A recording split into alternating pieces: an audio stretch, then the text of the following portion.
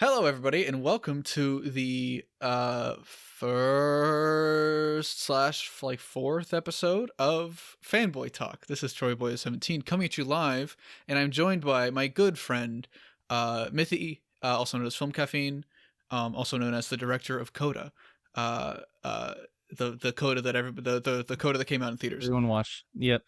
Fuck you. Did that even come out in theaters? I don't know. That's no, a good question. It came on Apple Plus, I think. Oh, okay, that's cool. Yeah. I'll watch it then. So no, I'm also known as Clout Mithi. For those Clout of those, Mithi. Oh god. who don't know. I don't want to be on a podcast with Clout Mithi.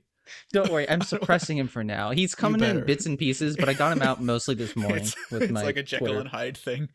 Yep. It's but it's like it only comes out in the morning, so it's like, you know how Jekyll and Hyde is kind of like wait, you do it in the morning? Night? I mostly cloud tweet in the morning because that's when cloud tweets do well. Is because it's like 12 p.m. to like 3 p.m. when I fully disagree. I always cloud tweet at like 2 in the morning because I'm so tired and I'm dead and I need this like instant gratification of dopamine of success for me. Yeah, for me to. But does that feel work satisfied. though? I mean, I guess you do have more following, so sure. But also, does it work as well? I don't know. I don't know. Okay. I'm at the you're clout tweeter, so like I don't want. I'm not trying to cancel you or anything. I am not. I'm so fucking over clout tweeting. I'm tired of trying to get clout on Twitter because every time a tweet does well and it's like even remotely an opinion, it's exhausting. It's exhausting. Like I made this tweet about Skyrim the other day, and I was like, yeah, it's kind of weird how you can't kill the racists in Skyrim. Like a lot of the racists, because there's a lot of racism in Skyrim. I don't know if you've played Skyrim. Yeah, no, there is. And I was like, it is, and I don't hate it. You know, it's part of the story. It's part of the world and stuff. And I was just like, it's kind of annoying how like the main first racist that you meet, you cannot kill because he's quote unquote essential, and he's really annoying about it. And I wanted that like gratification. It's like Red Dead. Like Red Dead, you can go kill KKK members and stuff, and it's great.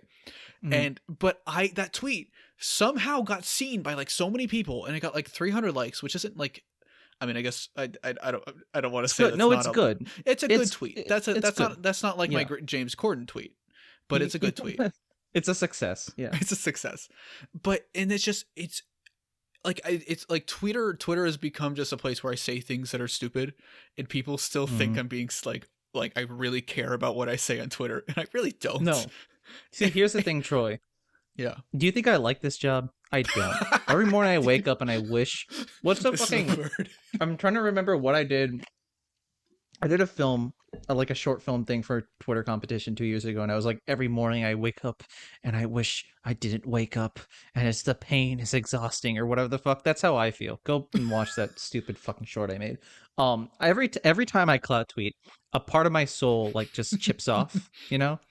And the thing with clout tweeting, we call it clout tweeting. What the fuck does that even mean? Like, I get that it's you're trying to get clout.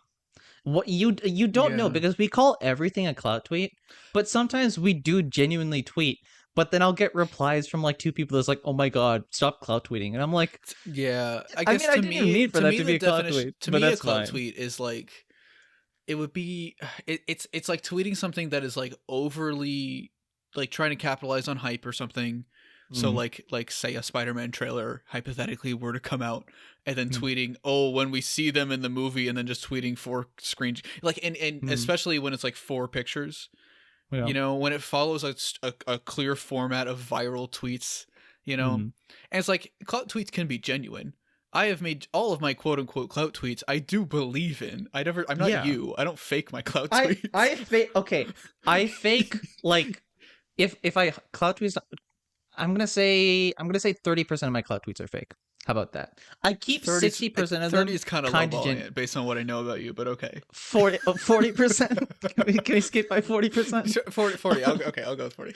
Okay, yeah. So yeah, don't cancel me yet. But the thing is with clout tweeting is more people do this where they just delete their unsuccessful tweets. I don't do that.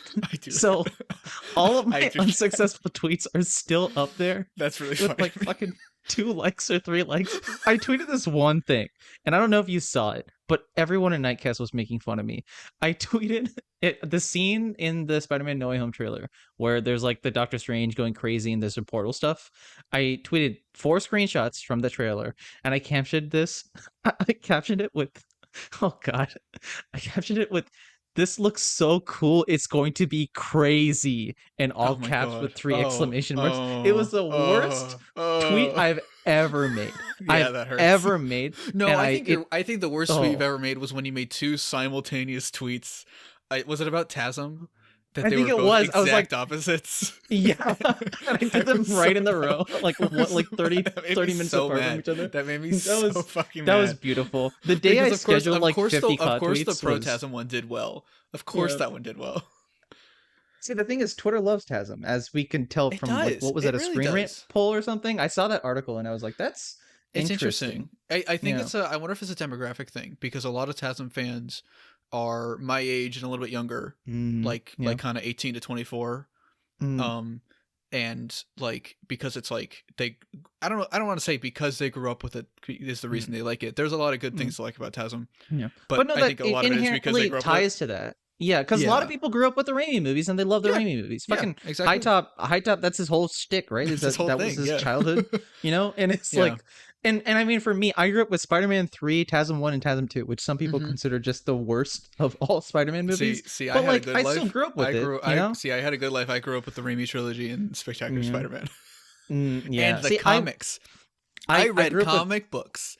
Take that, Spider-Man Twitter. I don't think you never read a Spider-Man comic book. Have you ever, Twitter? No, they have. They read Spider-Man comics that are adaptations of the movies turned into comics. No, you know how I know they don't read. You know how I know so many people on Spider-Man Twitter don't read the comics is because of the amount of tweets I see saying that they want Ned to be Hobgoblin. Oh, that's not a thing. Because they just look it up. They just look it up. It was never a thing. It was never. He was framed for it. That's the whole just like point.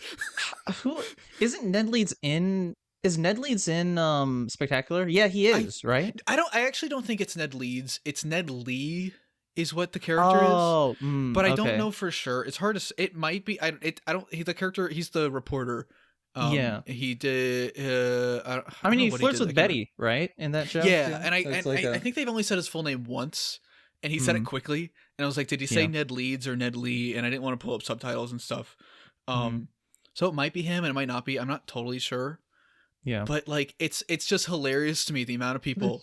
I love the Photoshop. I love the Photoshop. People take like the Power Rangers suit and they turn it like a yucky yellow and then they put Ned's face in it. And I'm like, this is the grossest thing I've ever seen. And I'm sorry. I love Jacob Batalon. He's really cool. But I adore him. He's probably my favorite part about the new movies. I really love him. Really? Yeah. I think so. Just in terms of like, I don't know, like obviously he's a Genki like ripoff. Just in terms of like, not ripoff, that's a bad way to phrase it. Because you got to be careful because we're publishing. They adapted him and then they just called him a different character, kind of. Exactly, yeah. And that's not necessarily a terrible thing. But like he basically is just Genki. But Genki's a good character, so it's like, okay. That makes me think really when they do. What if they do Miles and they give him the Harry Osborn treatment? Honestly, I'd be kind of hilarious. But I feel I honestly with Genki. No, like if they basically gave Genki's character to Ned and then gave him with Peter. To when they do Miles, what if they gave Miles Harry? Yeah. Well, yeah, that could be interesting. God, I keep seeing that. Not to do a fucking Fanboy rewrite already, but like this is of Endgame mostly, or of Infinity War. I think it would have been really cool if Peter was the only one of his people who didn't get snapped, you know? And so, like, he grew up, he became 21 by Endgame and stuff, so he's, like, college already. And then May and Ned, and maybe May could get not snapped either, that doesn't really matter. But Ned would basically stay in high school, and Miles would grow up to 5 years to meet with Ned, and Ned would basically, you would still keep Jacob as effectively Genki. But it's just for a news version of Spider-Man. Yeah. And that would be an interesting dynamic for him, too. Yeah. And because he would know Peter. He would know, like, that whole thing. It could be fun. Or the other way around. And I saw so many people talking about this on Twitter of Peter being the only one who didn't get snapped. And so when he gets unsnapped, all of his high school friends are gone. I mean, they do. Like I haven't read all of Bendis' run, but they do a bit of that with Gwen, right? Oh, really? Where like Gwen kind of gets close with Miles, or it's more implied, or like Gwen hangs around Miles and she's like, "Hi, Miles," and they like have a couple you're so right. conversations. That's It's very not as true. much of an I haven't finished the Bendis run it's not either. an intimate relationship. Fuck, I can't talk. It's not an Intimate. intimate relationship, but it's something, right? Mhm. It's so I don't know. Maybe they could do something like that. I don't know. I always thought that they were gonna cast what's her face, the nice guy's girl, the girl who plays Betty Brant. Oh, I yeah. always thought she was Gwen, and I She would have think been I a good would have Gwen. liked that. She would have been a cool Gwen. I don't hate the idea that Gwen's not in the current movies. I don't think she needs to be. Like, Gwen is like we had a really good Gwen with Emma. I don't really think there's a point to trying to top it, you know? It's almost like a Hugh Jackman thing where it's like, don't even try. Don't even try to do another one. In a dream universe, if Sony was like, "Hey, you want to direct a Spider-Man movie? Let's go," and I could do whatever the fuck I wanted, I do Andrew, Emma before sunrise, just them hanging out, with you know, with her as Spider-Gwen and him as obviously as Peter. That would be really cool. So they're going around, they're fighting crimes. They're no big villain, just them talk. Like maybe they broke up or something, and they're getting back together, that could be fun. or they're thinking about getting back together. They're running around the city. They're fighting a couple criminals. No big villain other than just them, you know, because you can sell a movie on the two of them. You don't. I don't think you need a villain to sell it. It's a Spider-Man movie. I hear all these people be like, in the comments of like some of my rewrites and pitches, be like, "Oh, you didn't have a big final action scene in the ending." And so audiences aren't going to relate with that, and they're not going to go see the movie. They're going to see the movie because it's a fucking Spider-Man movie. Yeah, which like, I mean, not to talk too much about like box office stuff going on now with also COVID stuff, but people are like, "Oh my god, we need to make sure Shang-Chi is successful because otherwise they'll delay Eternals and No Way Home." And I'm like, "Oh my god, No Way Home is gonna be successful no matter No what. Way Home and Eternals might not be. That's hard to say. Yeah. Which I'm going to admit. Okay, I guess we can transition to the what did we do this week thing. Yeah. Because I finally watched the Eternals trailer when I saw Shang-Chi. I actually think it looks kind of cool. I was not excited for that movie, and I'm actually kind of interested now. I will not lie. And I say this about a lot of things in the Phase 4, and then over time I'm like, I guess it wasn't that different. But Eternals does look different. Yeah, Eternals does look like I hate to be the guy. I hate to fucking be annoying. It kind of looks like a DC movie, almost. Just in the way that like, but I kind of it looked like because I noticed. I was watching the trailer and I was talking with Olivia about this on the way home. I was like, I can't think of a single person in the MCU that flies and punches people. Yeah. Like because everybody has every I mean like fucking the X-Men has like a million Superman archetypes, you know, and the MCU like Iron Man is kind of the closest just in terms of like a what they do in a fight type thing is what I'm talking about. Because when they do Superman, people just keep comparing him to Superman, which they're already doing with Icarus. Which, I mean, I guess that's fine, but you know, it's still interesting to see how they take a character in a slightly different direction. Yeah, I also know nothing about Eternals. I don't know. I didn't know his name was that. That's his name is Icarus. I don't know anything about Eternals. As in like Icarus, like the guy with wings, the guy the wings who flew like close to the sun or whatever. Huh? Interesting. Kidding. Nintendo's gonna sue. Oh God. But no, I think the movie looks cool. I'm actually surprised and am interested. It looks fun. The one thing, and that might just be unfinished CGI, and not to make too many Superman comparisons, but when Superman in like the Snyder Cut or something punches a guy, you feel it, right? You feel the punch. Yeah. You see him do the thing, and he goes back. With this, and maybe it's just the CG being a little spotty. When Icarus is flying around, I was like, what's going on here? That's fair. And that might be pandemic stuff. I'm sure the pandemic has like had a big impact on CG and everything. Like it makes sense. Hang on, Christian wants to join. I think we'll hold on Christian for a while. He can be in another episode. He will be your special guest where he talks about Kingdom Hearts for an hour. I'm just gonna keep making fun of the fact that Christian likes Kingdom Hearts. Yep. Hang on. But yeah, no, Eternal looks cool. And I'm excited for it. I know other people are more exciid for it. I don't know if I'm gonna see it in theaters. Marvel stands are gonna be like overly hyped for fucking everything, you know, like yeah. And I mean, I call myself a Marvel fan, and you know, I went and saw Shang-Chi on, I guess, technically day 2, but I've that comes from a different thing of like I just want to be able to judge this content. More so than it is like I mostly meant Marvel stands, like the fan cam people that get hype over fucking like the most basic episode of What If, you know? Yeah. Like, yeah. I tweet about it, but there's a difference between excitement and I don't get the fan cam people. Like I understand being excited about something and making fan cams, but it's like some of these fan cams take so much effort to edit that I'm like, they really do. I made a joke fan cam for Alex. I did for HiTop Films, my YouTuber friend. Yeah. I made a joke one for the plumber. And I like, cause he gave me like an early screening of it. Cause he's like the nicest person ever. Bastard, to quote Mira from the fucking movie. Shut up. That was like 2 jokes in one. I'm sorry. I swear to God. But I took screenshots of it and he sent me the file. That's why. And I made a fan cam of it and he was like, please don't post that until it's out. But it took way too fucking long. It was way too hard to make that. Because it's like, so it's the glittery I've got respect for it, but it's also like, I don't want to be disrespectful of people, but like, nobody's gonna listen to this podcast, so we're fine. Yeah. Who the fuck likes Wanda that much? Yeah. I'm sorry. We're gonna get clipped so bad. Hi, WandaVision stance. I don't get, like, I like the show WandaVision a lot. I actually really enjoyed it. I don't love the finale, but aside from that, I really like the show. I mean, yeah, episode 8 is one of my favorite fucking things in the entire MCU. I love that episode. Literally. But, and then the what was it? Episode 3, I think, was when 4. No, 3. Yeah, the explanation or the unsnapping of the people at the opening scene. What was that? Episode 4 or 3? I think that was episode 4. Yes. Okay. That's the coolest thing the MCU has done in a long time. I love that scene. It's great. Because it's what we all desperately wanted after. Yeah, it's what we wanted in the other movie. Yeah. We don't say that movie here. We don't talk about that.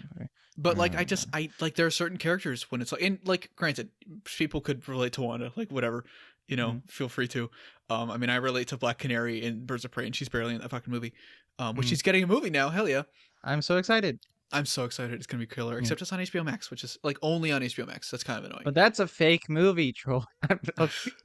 We're getting on too many tangents. It's just very strange to me how all of the People of Color movies are going exclusive to HBO Max. Yeah. And with the exception of the Ta-Nehisi Coates Superman thing. That's very strange. What if they announced that's also going exclusively to HBO Max? Who knows? They might. Who knows? Yeah.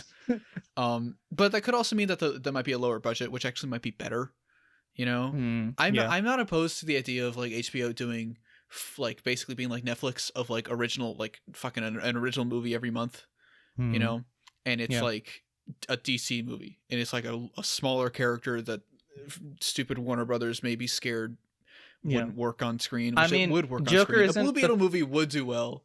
It would. Joker isn't the prime example, but it is a movie that is like based on a low budget and it just took off because it was successful because people like the actor and people like the appeal and people like De Niro.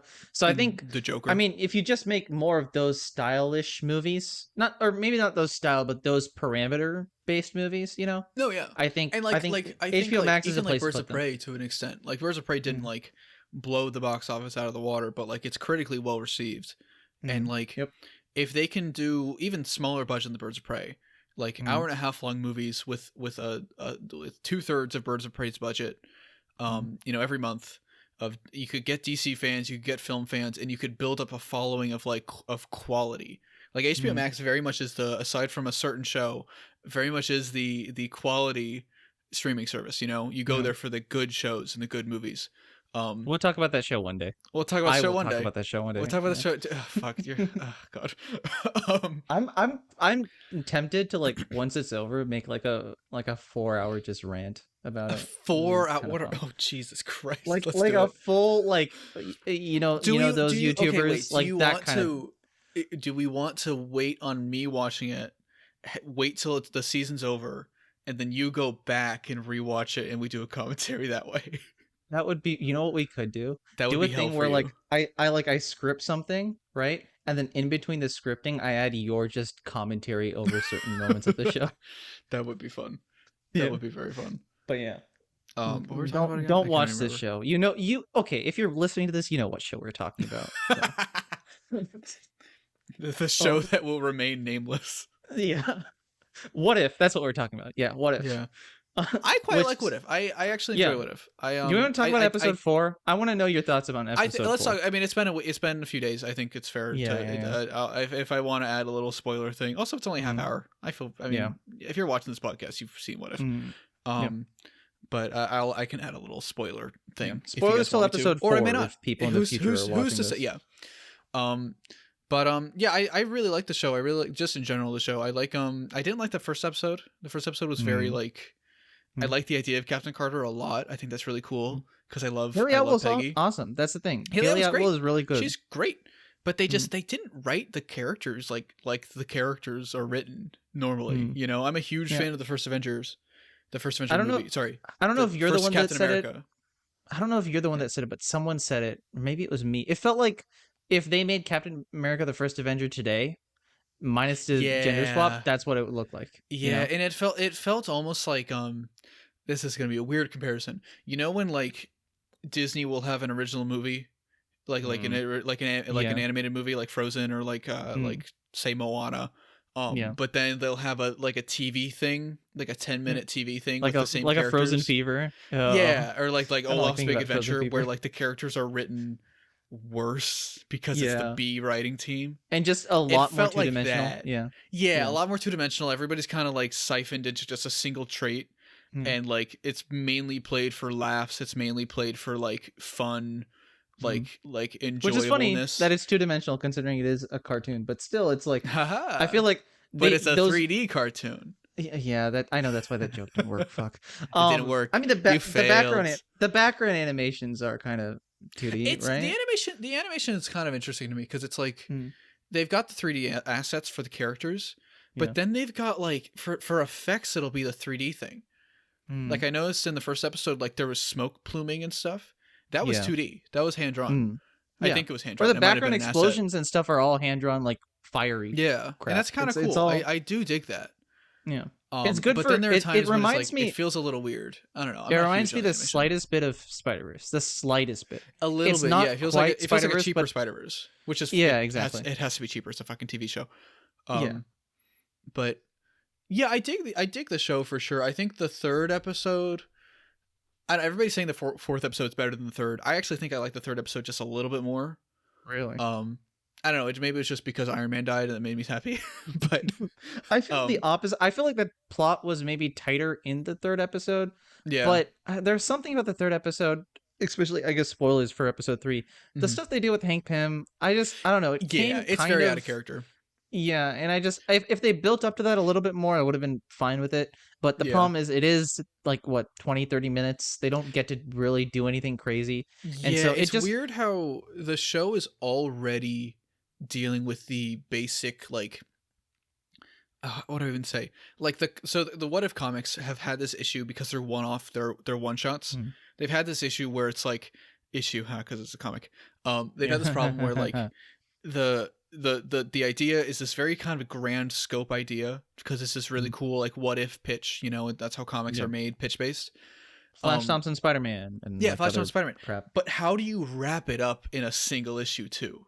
And so you end up having in a single 25-page issue, and so everything ends up feeling kind of rushed or not explained, and like I feel like certain aspects of the show have been like that.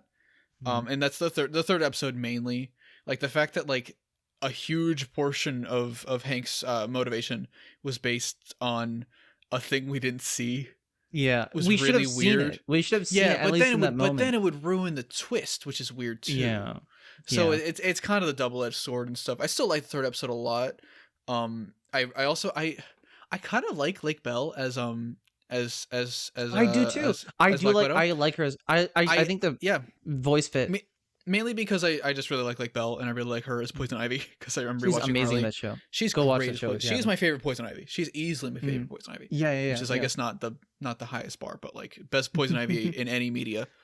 Don't you disgrace the name of Uma Thurman? I mean, you actually I do. it. She's very fun. She's so much fun. But no, I really like the fourth episode too, and I guess we'll go into spoilers for that now. But I liked how dark it was. I liked I don't really have a ton to say about it, actually. I like that it was close cast. I like that it was Doctor Yeah. Strange. It was one of the random Doom, the ancient one for a little bit, and Yeah. Rachel McAdams. You know, that's it. That's very true. And I like that it was close cast because I feel like I don't know if this is just me in general or me and my creative style. I find myself gravitating more to really tighter knit cast projects these days. No, I feel the same. Like with the before trilogy, I'm really gravitating to that because it's just two characters that you get to invest yourselves in them the whole time. Mm-hmm. Or like, you know, I'm trying to think of other projects that I've watched that are kind of like that. Even like HiTop short films are like, it's not like a crazy massive thing. It's just one character that you're exploring for a bit. And I feel like I feel like Marvel movies over the course of the past few phases has really gotten away from that. You know, yeah, we've, like with our this episode feel like a callback to that. Yeah, with all the big end games and Infinity Wars and their posters that are like 100 different people, you know, with their faces photoshopped really shittily onto the poster. Like it is really nice to get back to something that is like, okay, just a couple people, and that's really cool. Which is, I think, kind of why. I mean, there's a lot of characters in Homecoming. But I think that's kind of why people gravitated towards Homecoming a lot, because the scope was so just it was very low. Dude, I was watching clips from Homecoming. I was watching clips from Homecoming recently. I'm not going to slander you in my video. I'm working on a video on Homecoming. Do it. But response video. I make a joke about you and HiTop in the beginning. That's fine. But that movie, I like Homecoming now. I like Homecoming a lot now. Yeah. I've grown to love it. I really do. I don't like character things with him. I think it's I not to quote HiTop, but I think it's not the best Spider-Man movie, but I do love it as a movie, and it's easily probably with Shang-Chi and with First Avenger in my top Marvel like debut movies. Yeah, I think the Spider-Man: Homecoming does a really good job of making yourself feel small, you know, because Peter ever really only talks with Ned. He barely even talks with Liz that much. Liz is kind of a side piece in the entire movie. And that's like a point which I really like now. Yeah. Like I rewatched it a few months ago with Olivia, and like my points of not to do the billionaire thing, and my points of the billionaire stuff I do think still hold in terms of like I just wish the relationship had gone a certain way. But I really like when he's like when like he's talking with Ned and he's like, we need to tell Mr. Stark this right now. It's like you didn't need to say that in that moment. You could say we need to call the cops right now or something like that. Yeah, exactly. And it was mainly, and my thing was just mainly at the ending. I wish things had been a little bit more in your face and less subtle. And then I also wish that the future movies had kind of broken off the Mr. Stark relationship at that point. Yeah, which I love Infinity War. It kind of it's a little ruins much a lot of what happens. I really like Spider-Man in Infinity War. That's the reason I got my stupid fucking Iron Spider costume, because I was like, man, I really liked Infinity War and I really liked him in that, so I'm gonna get this costume. And then I realized, oh boy, I hate the look of this costume. This costume is ugly. But no, but I love Homecoming, and I agree, and I like and what I like, everybody criticizes that movie for like, oh, he barely talks to Liz and she's barely a love interest. That's kind of a point. It's very clearly the point, and I really like that. Like they're in the car and she's just like on her phone and they don't know each other, and I really think that's really funny. It's also funny when he's like, just a normal time, I'm just on the side of the jet, my girlfriend's dead, and I'm like, okay, she's come not on, bro. Yeah, it's like it's like one of those things you do in high school of like trying to imagine someone as your girlfriend even though you like went on one date with them. And it's very endearing, and I really like that. And I think that's almost a double-edged sword of like, because the relationship with Liz is like a joke almost.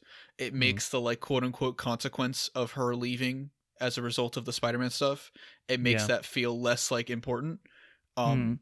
Which like that's not a problem. You could still do both. It just give him more like social things to deal with.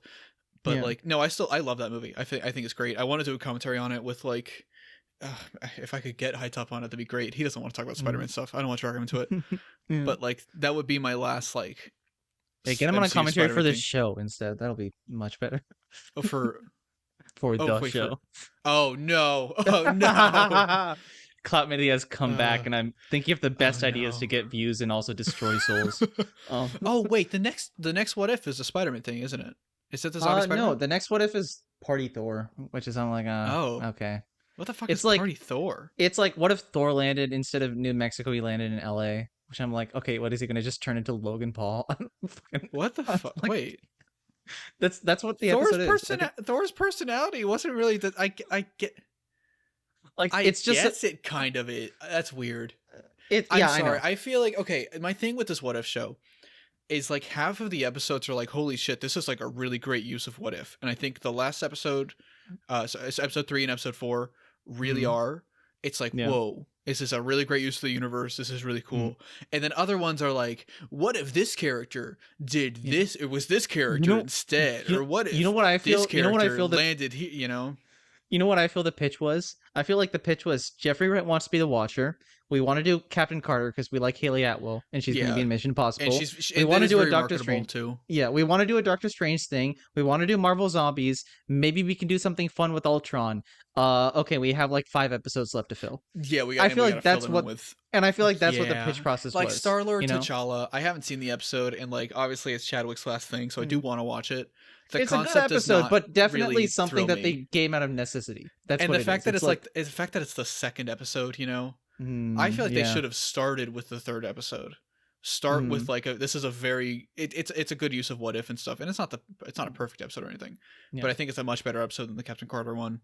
The Captain Carter one because people watched that. A lot of people watched that episode when it came out because people were watching Loki and people were watching WandaVision and Falcon and the Winter Soldier. That really buried the show because people were like, I don't like this, and so not a lot of people watched the Star-Lord one, and then not a lot of people watched the next one. And also, maybe that's a good thing.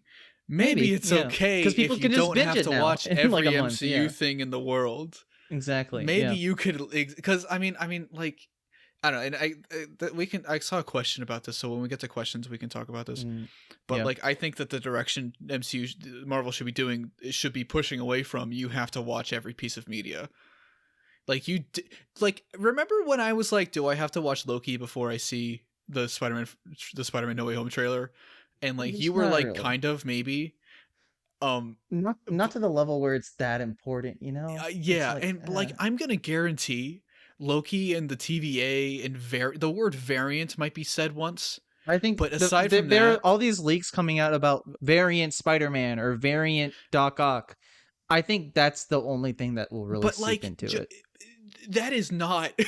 It's not. You don't have to watch the show to understand that. No, you don't. It's just the word variant. Marvel did not create the concept of the multiverse. No, the multiverse is a general idea. It's a general. It's almost a scientific thing. It's a thing that's on Discovery Channel. That's what I heard about it first. Michio Kaku doesn't have shit on Kevin Feige. Okay, I love that you name drop Michio Kaku. That makes me so fucking happy. I don't know. No one's gonna get that. No one's gonna get that, but I love it. But it's like go watch a fucking TED Talk. And I liked Loki. I really did like Loki. I enjoyed it.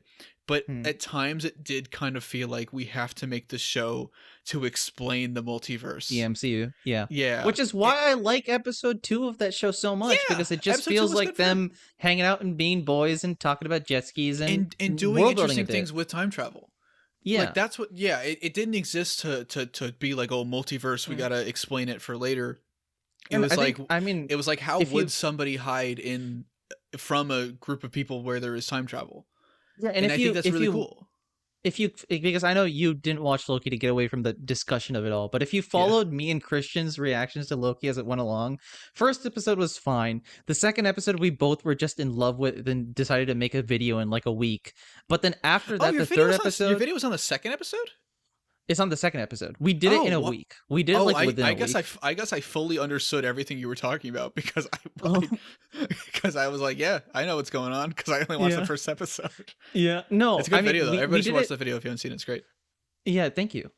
We worked hard on it for a week, but then after that, the third episode kind of just was like, oh, this is the direction the show is going. Yeah. Oh, come on, And I feel like. The fifth episode revigorated my interest a little bit because I did like some of the stuff that was going on between all the Lokis. And then the sixth episode was fine. I feel like if I revisit it now, I might like it a little bit more. But still, it's kind of that whole show. And I mean, I think also pre-pandemic, they were planning on releasing Loki, I believe, like as 12 episodes because I think this might be a theory. They might have confirmed it. I'm not 100% sure. Please fact check me in the comments or something. But I think what happened was they were going to do 12 episodes and then they couldn't because of the pandemic. So they split it in half and they're like, okay, this will be season 2 and we'll do it after Multiverse of Madness drops. Interesting. I believe that's sense. and I feel that's why the show feels so incomplete. The sixth episode feels like a mid-season finale, I'm because glad I think it is. one. I didn't want to say it out loud because I didn't want to get canceled. It feels very incomplete. No, it is. The fact that the finale is just meeting Kang, and then like a couple things. I mean, like that feels like a very it's in the Flash where they debut. Like things kind of like wrap a little bit, but it feels like it. Yeah, okay, that would imagine make so much more sense. if season 1 of the Flash ended with the episode 9 fight with the Reverse Flash, and that's it. Yeah, or no, imagine like if season 1 of the Flash ended with him time traveling for the first time. Oh, like, yeah, oh, shit. yeah. Like, oh, fuck, okay. Yeah. Yeah, and it just feels like wrong. Yeah. Yeah. And I don't know, and I think and I felt this way about this is why I like, and we've talked about this like 100 times since WandaVision came out, but I haven't said it like publicly and shit. The Ralph Boner thing very much feels like just a way to further explain the multiverse. You know, to just really hammer it home, and like I guess that's a good thing, but at the same time, like it's a pretty simple concept when it's just that there are other universes. You know, and that shouldn't be too hard to grasp. They spent a long time building the time travel. They spent 10 years building the time travel. No, more than 10 years. 11 years building up to time travel. Almost, yeah. And even then, the time travel is so fucking limited. Yeah, and it's going to continue to be limited, and they're not going to do it. And I mean, it's not DC versus Marvel or anything like that. No. But I feel like if I were to get an offer right now to either do just a random DC movie that I wanted to do, or a random Marvel movie I want to do, I feel like I would definitely be picking DC. Yeah, just because that might just be because we don't know their current trajectory. There's not really a universe with DC right now. Yeah, like it's just kind of the Snyderverse and then anything else. You know, which is not a bad thing. I'm cool with that. The financially responsible decision might be to do a Marvel movie, I guess. Yeah, but that's fair. I'm both getting. They're both making me like millions of dollars. So I feel like I don't know.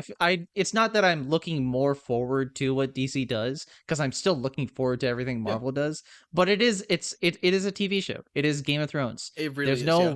There's no real expansion beyond the existing path they're going on. And that's kind of sad, but hopefully later they'll expand, or at least they'll have more paths. I think right now, since Phase 4 has started, and like they just dropped Shang-Chi, and they are just starting to do Eternals. Right now, they're still just trying a couple of things here and there. Yeah. Probably 2 years down the line, we'll feel a little differently. That's true. That's very true. And like, who's to say? Like, I just, and maybe in pandemic stuff has obviously delayed this and stuff. I've been very much pushing for. I've always pushed for like a.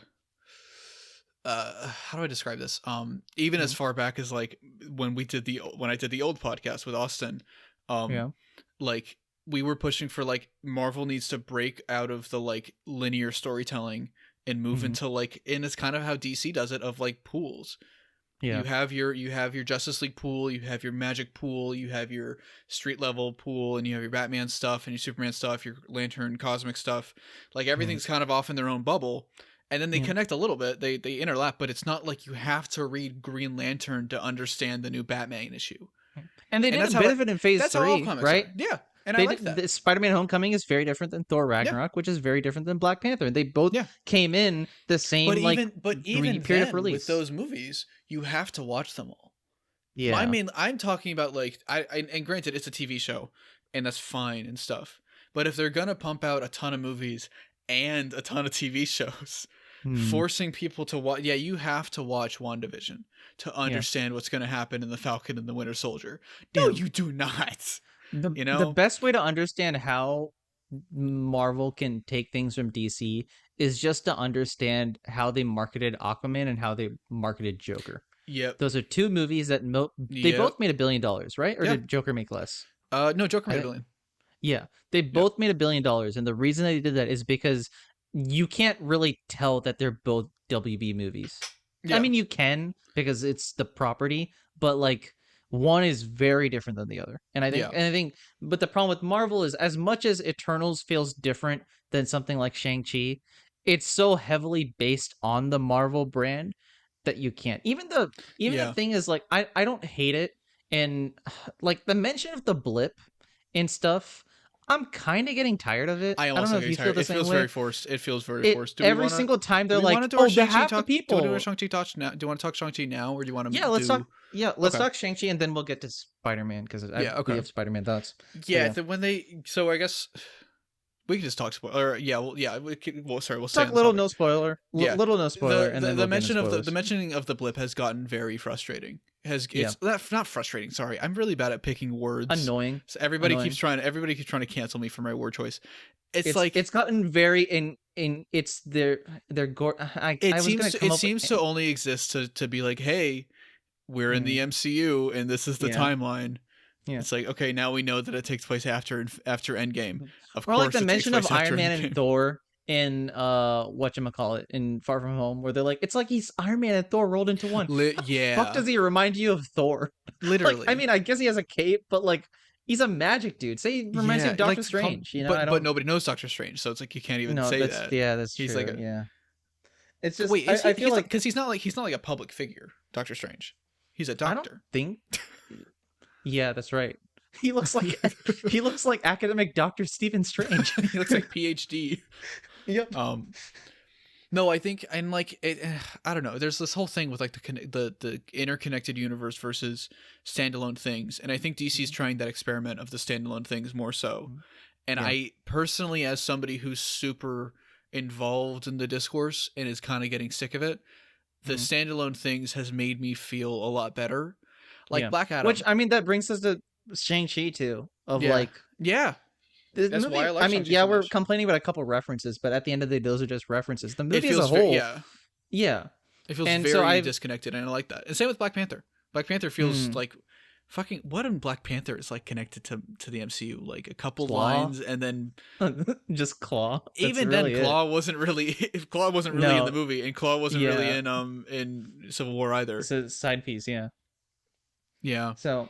And I think Shang-Chi is at its strongest when it is exploring Simu Liu. And it's exploring his character. He is the best part of that movie. Easily. Yeah. He and Tony Leung are the two best parts of that movie. Oh my god, that's okay, yeah. He fucking killed it. He was great. Also Awkwafina. Yep. I don't know how you feel about her. Did you like her? Usually like Awkwafina and stuff, and then I watch Crazy Rich Asians and I'm like, she is fine. She is pretty good in that. She's all right. And then I watched this and I was like, she's actually good in this. She's really good in this, and I've heard she's really good in the last thing she was in. What was that? What was that called? Ray and the Last Dragon? Because I heard she was bad in that. I forgot she was in that. The Farewell. The Farewell, right? I heard she's great. I want to watch that now. About that. Yeah. Yeah, this movie makes me want to watch The Farewell. So if anything, good on her for making me feel like that. Yeah, it's like Awkwafina like is almost like a I don't know how into SNL you are. Awkwafina is almost kind of like a Leslie Jones, where like this is hear me out. So Leslie Jones was on SNL for I think 5 years. I want to say 6, but I don't know. 6 years, yeah. So she was very much she existed just to be the loud woman.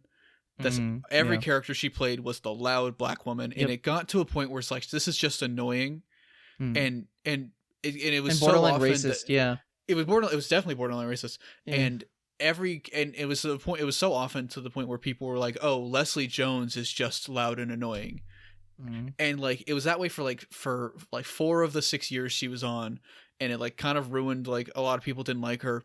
But then like the last couple of years, they started writing her in just like normal roles, and she was really funny. She's great. She's a very funny comedian. Seth Meyers stuff too. Yeah, and she's a really funny stand-up comedian. And I feel kind of the same way about Awkwafina, where it's like Awkwafina was written as the like she's the loud friend. Because that also comes when you come out of nowhere. She started off because I think like she released a song that was about her private parts, like that's it. Yeah. And from there she blew up, and like from there, obviously you have the industry wants to kind of stereotype you into a certain and category, the industry doesn't because really know how to box in people like Awkwafina and people like Leslie Jones, and it's ironic. It's probably not coincidental that they're both people they're both women of color. Yeah. They're both women of color comedians. Yeah, and I think that's why I like her. I like Awkwafina in Shang-Chi so much, because it's like she doesn't feel boxed in. She's playing a perfectly normal human being, and she's got the strengths of Awkwafina. She is very funny, but she's also playing a human being, and she's got somebody with struggles, and it's really cool. and I can't tell if that's in the writing more so, if that's her just bringing a different performance. Yeah, and it might be, but I think it could be direction. It could be, it's probably just a factor of everything. You know, she's given. I know people really like. Chance to I forgot his name. Destin Cretton, I think is his name, the director. Yeah. I know people really like his other movies. Someone was recommending me one of his other movies, and I'm like, okay, because I feel like, I mean, it's hard to notice direction in a Marvel movie just in general, you know, especially in something like this, but there is an action focus obviously, and that's something we can get into too. But in terms of comedy, in terms of in terms of acting and comedy writing, it was on point, I'll say. Action stuff, I fucking loved it. I didn't love all of it towards the end. I made a tweet. I was like, the third act was kind of dumb. I agree with you. The more I've thought, and I felt the same way in the theater. I was like, I'm not huge on this third act. But I was already just so connected. I'm a character guy, where it's like, if I like the characters, I'm fucking all in. I'm gonna make a confession, and I'm gonna make sure Olivia doesn't hear me. I didn't despise Ant-Man and the Wasp when I first saw it. I thought it was. You were worried about Olivia. I'm worried about Hassan. Oh no, Hassan's gonna kill me. But like, I mean, I don't like the movie. I think it's not a great movie, and I really dislike a couple aspects of it. But because the characters are likable, it's like, okay, it's fine. I feel more so about the first Ant-Man that way, because Paul Rudd is so likable that it's like, I mean, Adam McKay worked on the first Ant-Man too, and you can kind of tell. Yeah, and Edgar Wright did the screenplay of that, and so like that very much shines through. He didn't direct it, which is why I don't like supporting the first Ant-Man movie, because I think he should have fucking directed the movie. But like, but yeah, I'm a big character guy. I'm more of a fan of like Force Awakens than I am Star Wars Rogue One, which don't let Star Wars fans hear me say that. But so that's why, like, for the third act of this movie, I was cool with it. Star Wars fans kind of hate both of them equally. From my knowledge. Star Wars fans are gonna hate everybody. Any opinion you have, Star Wars fans are gonna hate you for it. Yeah. I'm gonna try to scoot my chair a little closer. With this, oh, go ahead. Yeah, sorry, I'm scooting my chair closer so I can. Ooh, okay. I was gonna say with this movie, I mean, there one thing, because Hassan was also talking about, the color grading is better in the theater. I will give it that for sure. I think it was really just the one scene. I think just because they only showed one scene that I know of. Yeah. The bus scene. Is it funny that I think that scene has the best action though? Like, of all of them. It is kind of that's very true. I do like you know what I wish they did, and I was kind of disappointed they did it. You know this fight scene. I guess we're kind of getting to spoilers now, but not really. There's a fight scene on the side of the building. It's in the trailers. There's a fight scene on the side of the building, is really dark, and like it is. They had a huge purple light like on the other side, or it was like a yellow light turning purple. I wish they shined that a bit on that scene. It's just a really stupid nitpick, but just my action mind was like, I can't really see this that well. It would have looked cooler, and I'm sure on set there was probably a reason they couldn't. Like, I'm sure it was like, boy, this would be just so much more difficult to try and like integrate the action scene with that lighting. But yeah, that would have looked a lot cooler. Yeah. But no, I really like the action. I think I also think the third act it goes into like. Does the third act feel too long for you? I felt like the third act felt too long. Well, I guess where do we begin the third act? You know. Yeah, I guess. Like, well, before we go into spoilers, quick review. I'll give it a good 6. On a bad day 6, on a good day 7 out of 10. Interesting. You know? Okay. I give it an 8 because I mean I'm also the kind of guy that just throws 10s out of 10 out of 10s at like a ton of movies. My average score, I've told Scribe about this. My average score usually is a 7 because I kind of he was like, that's stupid. You should give your average score as a 5, and I'm like, yeah, but I kind of base it off like the grading system. But that means everybody yeah, exactly. That means everybody failed the fucking class. Yeah, so I'm like, okay, I feel more comfortable giving a 7. Scribe said that? I think Scribe said that, but he reads books. Scribe is an asshole teacher. Scribe, you were the worst. Scribe, you were the piece of shit teacher in high school that everybody hates. Yeah, you heard that first year. I'm gonna Scribe, get him to listen to Scribe, I love you. I'm joking. Please don't take that seriously. Scribe reads books, so all of his opinions are valid. Exactly. Go watch the Wheel of Time trailer, by the way. Because I didn't see the trailer. Cool. I saw that it's coming out. Is there a trailer? There's a trailer out now. It's actually kind of cool. So, okay, I'm interested in that because there is. Yeah. That's the thing. I'm surprised it took that long to adapt. Because there's so much. There's a lot of stuff there. There's so much of it. Yeah, he was really excited for that. I'm probably going to watch that with him when it comes out. Cool. But yeah, so Shang-Chi 7 out of 10. But yeah. Yeah, I give it probably 8 on a bad day, 9 on a good day. I really liked it. I really loved it. I think the first I think the first act is like its strongest. Yeah. Like the action is a lot stronger in the first half, and There it's not bad in the second half, by the way. But sorry about that. There are cops near me. But oh no! Like fucking oh zooming. no! You're getting arrested. I'm getting arrested for giving a Marvel movie a rating below an 8. Yeah, the Marvel cops are coming for you. Oh god. But yeah, I think and the humor for the most part works for me. It doesn't seem to be working for everybody. I am very curious because Alex didn't like it. Can I just say one thing about Alex? I wanted to tweet this, but I didn't tweet it because it was too late and it wouldn't get likes. And the only thing Twitter is there for is for clout. Yeah, exactly. Shut the fuck up about HiTop.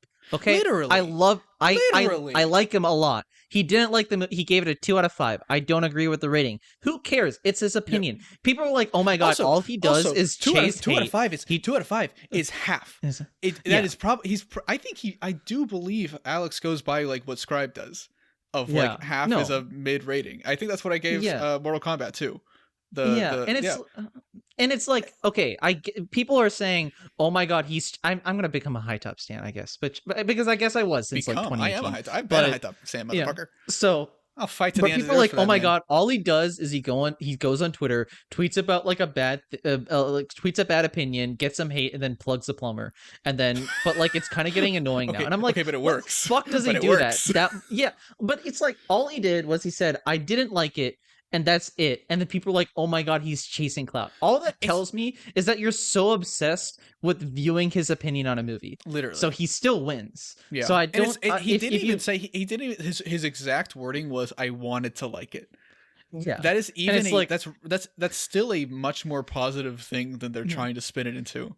Yeah, and I will say it's funny to make fun of him and be like, oh my god, Shang-Chi broke me, or what was like Shang-Chi 10 ringed me, or whatever the fuck was one of the replies. I was like, that's kind of funny. Yeah, and but the meme that's funny. But then people taking it seriously is so weird to me. And the it's 4 a.m. I just got back from Shang-Chi and I feel it's a fun joke to make and stuff. And he rolls with the punches, and I mean, I fucking love Alex. I think Alex is the greatest. There's no but here. Alex, read my email. I don't know why. I sent him an email. He also follows me on Instagram. HiTop, you're not listening. If you are, can you please tell me why you follow me on Instagram? I just want to know why. Because you followed me on Instagram back in like 2019 when I had like 100 subs, and I have no fucking idea why. It was just like my profile picture and then the Batman video, and that was it. And he followed me, so I just want to know why. Yeah. Sorry for the tangent. Maybe Instagram for him, and it might. I think it's actually no. I think I follow more people on Twitter than I do on Instagram. But maybe he just follows people on Instagram just because maybe he doesn't use Instagram that much. Yeah. But like no, I full heartedly am just so over all the Alex hate. Alex is easily like one of my favorite people on the platform. He is such a nice guy. He's so creative. He's so, and I'm glad I can finally put this. Everyone's like, he's looking for hate. He's looking for hate. I don't. He's absolutely not just tweeting an opinion. Absolutely, he's absolutely. And just call me a fucking. And I want to get this on like record because like I tell you this all the fucking time, and I tell everybody who I talk to all the time. But Alex is like so kind, and he's so hardworking, and he's so passionate about literally every single thing he does. Like he will not just do something for clout. He's not you. He'll never clout tweet. Every video he makes is like he pours his heart into it, and like it's a level of dedication that you don't see from a lot of people these days on the platform. And it's like, and so of course, like when he makes a video, he has an emotional response. You know, his videos are emotional because they're important to him, because he puts everything into it. He puts everything, even a fucking stupid review of Spider-Man. He puts his heart into it. He bears his soul, and they're so genuinely him. They're so genuinely Alex. And it's like, if you want anything less than that, if you want anything less than his genuine opinion, his genuine soul, then why the fuck are you like subscribed to him? Because they're all subscribed to him. They have to be. Because he didn't build a style around that. You know, I feel like people criticize Alex like, oh my god, these days he's almost like this, and back in the day he'd do all this. But it's like he built a style, especially I think with him, because I followed him since Batman Does Not Kill. And you can tell like over the past year, or the past couple of years, he's dedicated himself to talking about stuff that he's really, really, truly passionate about. I mean, he made every video this year has been positive videos, I'm pretty sure, right? Yeah. And it's like, I really commend that, because I have a hard time doing that myself. You know, like I make mostly positive videos. I don't think I've really made a negative video, but like I'll talk shit about something or I'll make a Black Widow video because I want to, or and stuff like that, because I just feel like throwing it out there. But I feel like with him, he values his YouTube channel and he values the way that he talks about, even he values, I want to say, even his Twitter and the way that he posts, like in a certain way. And then to see people like almost overanalyze every single move he makes, I don't know what that's got to be like for him. I hope he's just like laughing at it, you know, and he's not actually genuinely like influenced by it. But I've talked to him about this stuff. He's like, he is very good about rolling with the hate and stuff, and like rolling with the punches. It does get to him still, though. It gets to everybody. I mean, there's a limit to how much shit you can take, and I think he's very strong for having dealt with the amount that he's dealt with. He's like, I fucking couldn't. I mean, I had like 3 people tell me that I was a soyo boyo for hating billionaires, and I privated my account. Nickname. Like, the dude is like so fucking like iron-willed. It's ridiculous. It's crazy. And I'm so like impressed with him. And I'm a stan. I don't give a fuck. I stem for him. I don't give a shit. Alex, do a commentary video with me. But like I think the dude is crazy dedicated, crazy talented, like, and it's so frustrating that like Twitter is just like demoted him or put him in the box of like the guy with the opinion, you know. Like even on like tweets from like not him, tweets from like Cosmonaut, I see in the replies people making fun of him, and it's like, really? It's like not necessary. That's not, and it's just it's so exhausting. And I mean, people also do that with Gavin too, where I feel like Gavin will also just tweet like a like Gavin's great. Gavin is the coolest fucking guy. Gavin is awesome. So excited for Lotus. Not to plug anything, but we did an interview with him on Nightcast, and I'm actually very proud of that. I didn't know that. I didn't know that came out yet. I need to watch that. I'm actually really proud of that. We had an insightful conversation. Oh, cool. And so Gavin, if you're listening, come on this too, I guess. No, Gavin's great. Gavin is the coolest. Gavin is like, obviously we don't agree, and that's the thing that's super fucking exhausting. And this is, I guess this is mainly a thing with like the job of being a quote unquote reviewer. We're not reviewers. We'll give reviews, we'll give our thoughts on a thing, but like we're not reviewers. We have letterboxes. I'm doing air quotes and shit. Oh, never mind, we are reviewers. But like the thing of like, and it's exhausting, and this is why I'm trying to build a different, like, I don't want to say build a different following, because I like my following and I want to keep my following, but I want people to I want to get different value from my videos now with the commentaries, and that currently the value of a video essayist is either how well you edit, so you're a Bailey or a Christian or a CJ and shit, basically you're Australian, but like, you know, how high quality your videos are, or it's how much do we agree with you. It is literally one or the other. And it's so well, you're me, and when your video essays suck, you start making short films. No, shut the fuck up. Your videos are fucking great. Go fuck yourself. Go fuck yourself. I will. But it's like, that's just the niche, and I hate it, you know. And it's like with Alex, like, people have like, for like like I fucking turn around, I make a reaction video to Spider-Man No Way Home's trailer. I fucking I do a shitty video quality review of Shang-Chi where I say, you know, my theater experience, and I talk about fucking COVID and shit. Like, they're very low, like it's easy content. Those videos are more content than art or anything, you know. Alex will never ever post content, and I think that is super, no matter how easy it would be for him, you know.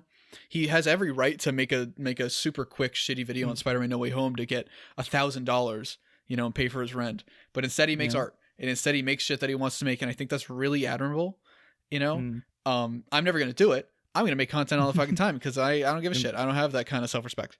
But like it shows an amazing amount of like what's even the word I'm thinking of self-restraint, you know. To make the shit he does. And I think like it's so exhausting how nobody like values that, you know. I think with me too, I sent a thing to him too, so if you're watching this, HiTop, check your email please, I beg you. Don't actually, if you don't want to, I don't care, but I sent him a thing too where I was like, I mean, the thing with me too, HiTop is how I kind of got started with all this shit too. I was in college and I was doing nothing but watching trailers on repeat and trying to find out what the fuck the title of Avengers 4 would be. And then I saw Batman Does Not Kill, and I was like, okay, so like there are people who think like me, but then also put it into a form of a video. And I because I watched Nerd Sing as a kid, but Nerd Sing his content is different. It's a video essay, but it's more of an analysis on like the structure of comics and like the structure of how stuff is going on. He's going. This was like an opinion piece. Personal stuff now. And which now I love Scott's new videos. Stuff. I love his new videos. I've always loved his videos, but like his new stuff is like top tier comic tube content. Yeah, and it's great. Yeah, and he pumps it out like crazy too. Yeah, he does. Yeah, it's insane. Man is a machine. But like, I think with HiTop too, it's like honestly, it's respectable that he has still stuck around the way he has for so long, because just in the past 3 years alone, he's gotten so much random shit for no reason. But like, he's still dedicated himself to keep making videos, and I've followed him through this entire time, and he hasn't. I mean, he's taken breaths here and there, and you never know what's going on in someone's personal life, but he keeps at it. He really does keep at it, and that's something even I don't know if I can do. I look at my own videos and I'm like, I mean, I started off, my logo is a fucking coffee cup with a film thing in the middle. I of course I drew influence from you're nothing if not subtle, Yeah. I put a glitch effect on, okay? Yeah, there you go. Yeah, but I think I don't get why he gets so much shit. Yeah, but I get why he gets so much shit. But... I was about to. I had it in my head as I was talking, and I never said it. The reason he gets so much shit is really because he is so passionate and he's so emotional that people have an equal emotional reaction to everything he does because of that. They watch his video where he's like, let's talk about a Spider-Man video, for example. They watch this video where he's very honest and very genuine, and he doesn't hold his own. He doesn't hold back. And they see that as an attack, and they freak out, and they go after him because of that. And it's exhausting. The fact that you, and I think even like some of his videos I've seen where he tries to hold himself back a little bit. He'll have like a 5-minute long segment about how it's okay to disagree with an opinion. If I'm gonna be honest, I don't really love those. I love those. I love the videos. Those segments in those videos. I'm like, you don't need to do this, dude. You don't need to try and I understand why he does. Believe me, I get it. But like, it's almost like there's no point in trying to appeal to the people that hate him, because people that don't understand what and it's so fucking crazy. I thought we were past this. I thought we moved on. We're never gonna get past. I thought we were past the idea of getting mad at somebody for not liking a movie. No, that will but apparently never not. And it's crazy to me. It is insane. And I think TLDR, I get, it's just the fact that he is the face of this, and for that everyone kind of, the flies draw to the light, not the fries, the moths draw to the light. But I don't know. Everyone needs to take a fucking chill pill and attack me instead, because I need clout. I said that a couple years ago. And I regret saying that. Yeah, I'm gonna regret saying that. I remember when Far From Home came out. I was like, man, everybody's going after Alex. You guys should come after me instead. And then I made my billionaire video. And I'm like, you know what? Never mind. You know what? Actually, I'm good. Yeah. No, just direct it to me, and then I'll just make sure to. And then you can direct it to somebody else after that. Yeah. It'll be a circle. I'm trying to think of what will my billionaire video be? Just me talking about clout, I guess, and then people shitting on me for wanting clout. I don't know. I'll find something political. Get political, and then people will do response videos too. Yeah, that makes sense. No, I'll do that. That'll be my next video. Why Spider-Man Homecoming is secretly a Fox News production. I'm Jesus Christ. Something. I don't know why I jumped to that. But TLDR, Shang-Chi, 7 out of 10. HiTop Films, 10 out of 10. Yeah, I agree. Yeah, I guess we didn't talk too much about Shang-Chi spoilers, but I got a couple rapid fire things. Number one. I don't think I'm going to do the highlight on Shang-Chi actually. The more I think about it. Yeah. Because I feel like a big old hypocrite being like, man, I don't think you should see the movie. Here's a bunch of reviews for it. Me talking. Yeah, that feels kind of fucked. No, but I did buy the Fortnite skin specifically to use in the video. That Fortnite skin looks so fucking funny. I like it. I think it looks really good. It looks like the comics. It looks like the comics. I was just like, because I saw the Simu Liu thing where he's like, can we stop having like Fortnite skins or whatever the fuck he said? And then there's just a Shang-Chi Fortnite skin. It just looks so much unlike the movie, and I feel like it wouldn't have been hard to just do the movie suit. But that's fair. Whatever. It is weird that it's not even like similar to the movie suit. Yeah, but I guess they did it with Black Widow too, right? And what was the Star-Lord thing? Nobody bought that fucking. Nobody bought that fucking Black Widow costume. Nobody. Yeah. But yeah. Quick spoiler things. Trevor Slattery is back in the movie. And I kind of liked him actually. Surprisingly, I don't. Were you the one saying you didn't like him? Is that his name? Ben Trevor Kingsley? Slattery, right? Hello, I'm Trevor Slattery. Oh, I think so. I'm gonna be real. I have not seen Iron Man 3 since it came out. I forgot his name. I don't think I totally missed it. So many fucking Marvel things. Jesus. I need to start watching actual movies. Yeah. He's Ben Kingsley returns as the fake Mandarin. Which I do like his inclusion. I think his inclusion is a great idea. I'm gonna move the mic really quick. So technically he's half Indian, so he, Oh, yeah, there you go. Is he? Because I remember people were accusing him of whitewashing when he played Gandhi, but yeah, but I think I think it was because he was half Indian. Gandhi. Yeah, it was some racism there. Gotta love that. So like, technically he's not like just the white guy. He's technically has a bit of something to him. So, but no, I really liked his inclusion in the movie, and I really liked what they had to say about him. I really liked what is Shang-Chi's dad's name? I don't want to call him the Mandarin because they literally had a whole thing about how he's not called the Mandarin. It starts with an N. That's all I know because I saw the Wikipedia. All right. Well, Tony Leung. Tony Leung. Tony Leung. I understand why Chinese people really like him now. Okay, because he's like a big Chinese actor. Oh my god, he was killer. He was great. He was amazing. We can talk about him in a second. But but no, I like the inclusion of Ben Kingsley's character. Again, you said his name. I don't remember it. Just call him Trevor. I think Trevor. Okay. Call him Trevor. I liked his inclusion. It made sense. It worked really well. But he was in the movie a little too much, I think. He didn't need to be in that much of the third act. I thought they were going to throw him at the throw. He was going to be like, not that he was going to be eaten by the forest or something, but like he was going to go to the place and they're going to be like, who are you? And he's like, I'm just going to chill in the car and then like go do something else. Yeah, I think it would have been far, not to pull a Fanboy rewrites, but I think it would have been just like a little bit more efficient if they'd established like, more fucking the little chicken pig thing, Morris. It can talk to Ben Kingsley, but also Awkwafina can understand it. And there you go. So now you don't have to bring Ben Kingsley along. Yeah, you still get the character in the movie. You still get your funny moments. Although I will say, he was funny. He really was. There was a little too much like Marvel humor. I didn't love his long hair either. I'll say. Yeah, it was kind of weird. It was weird, but I did really like how he was acting dead.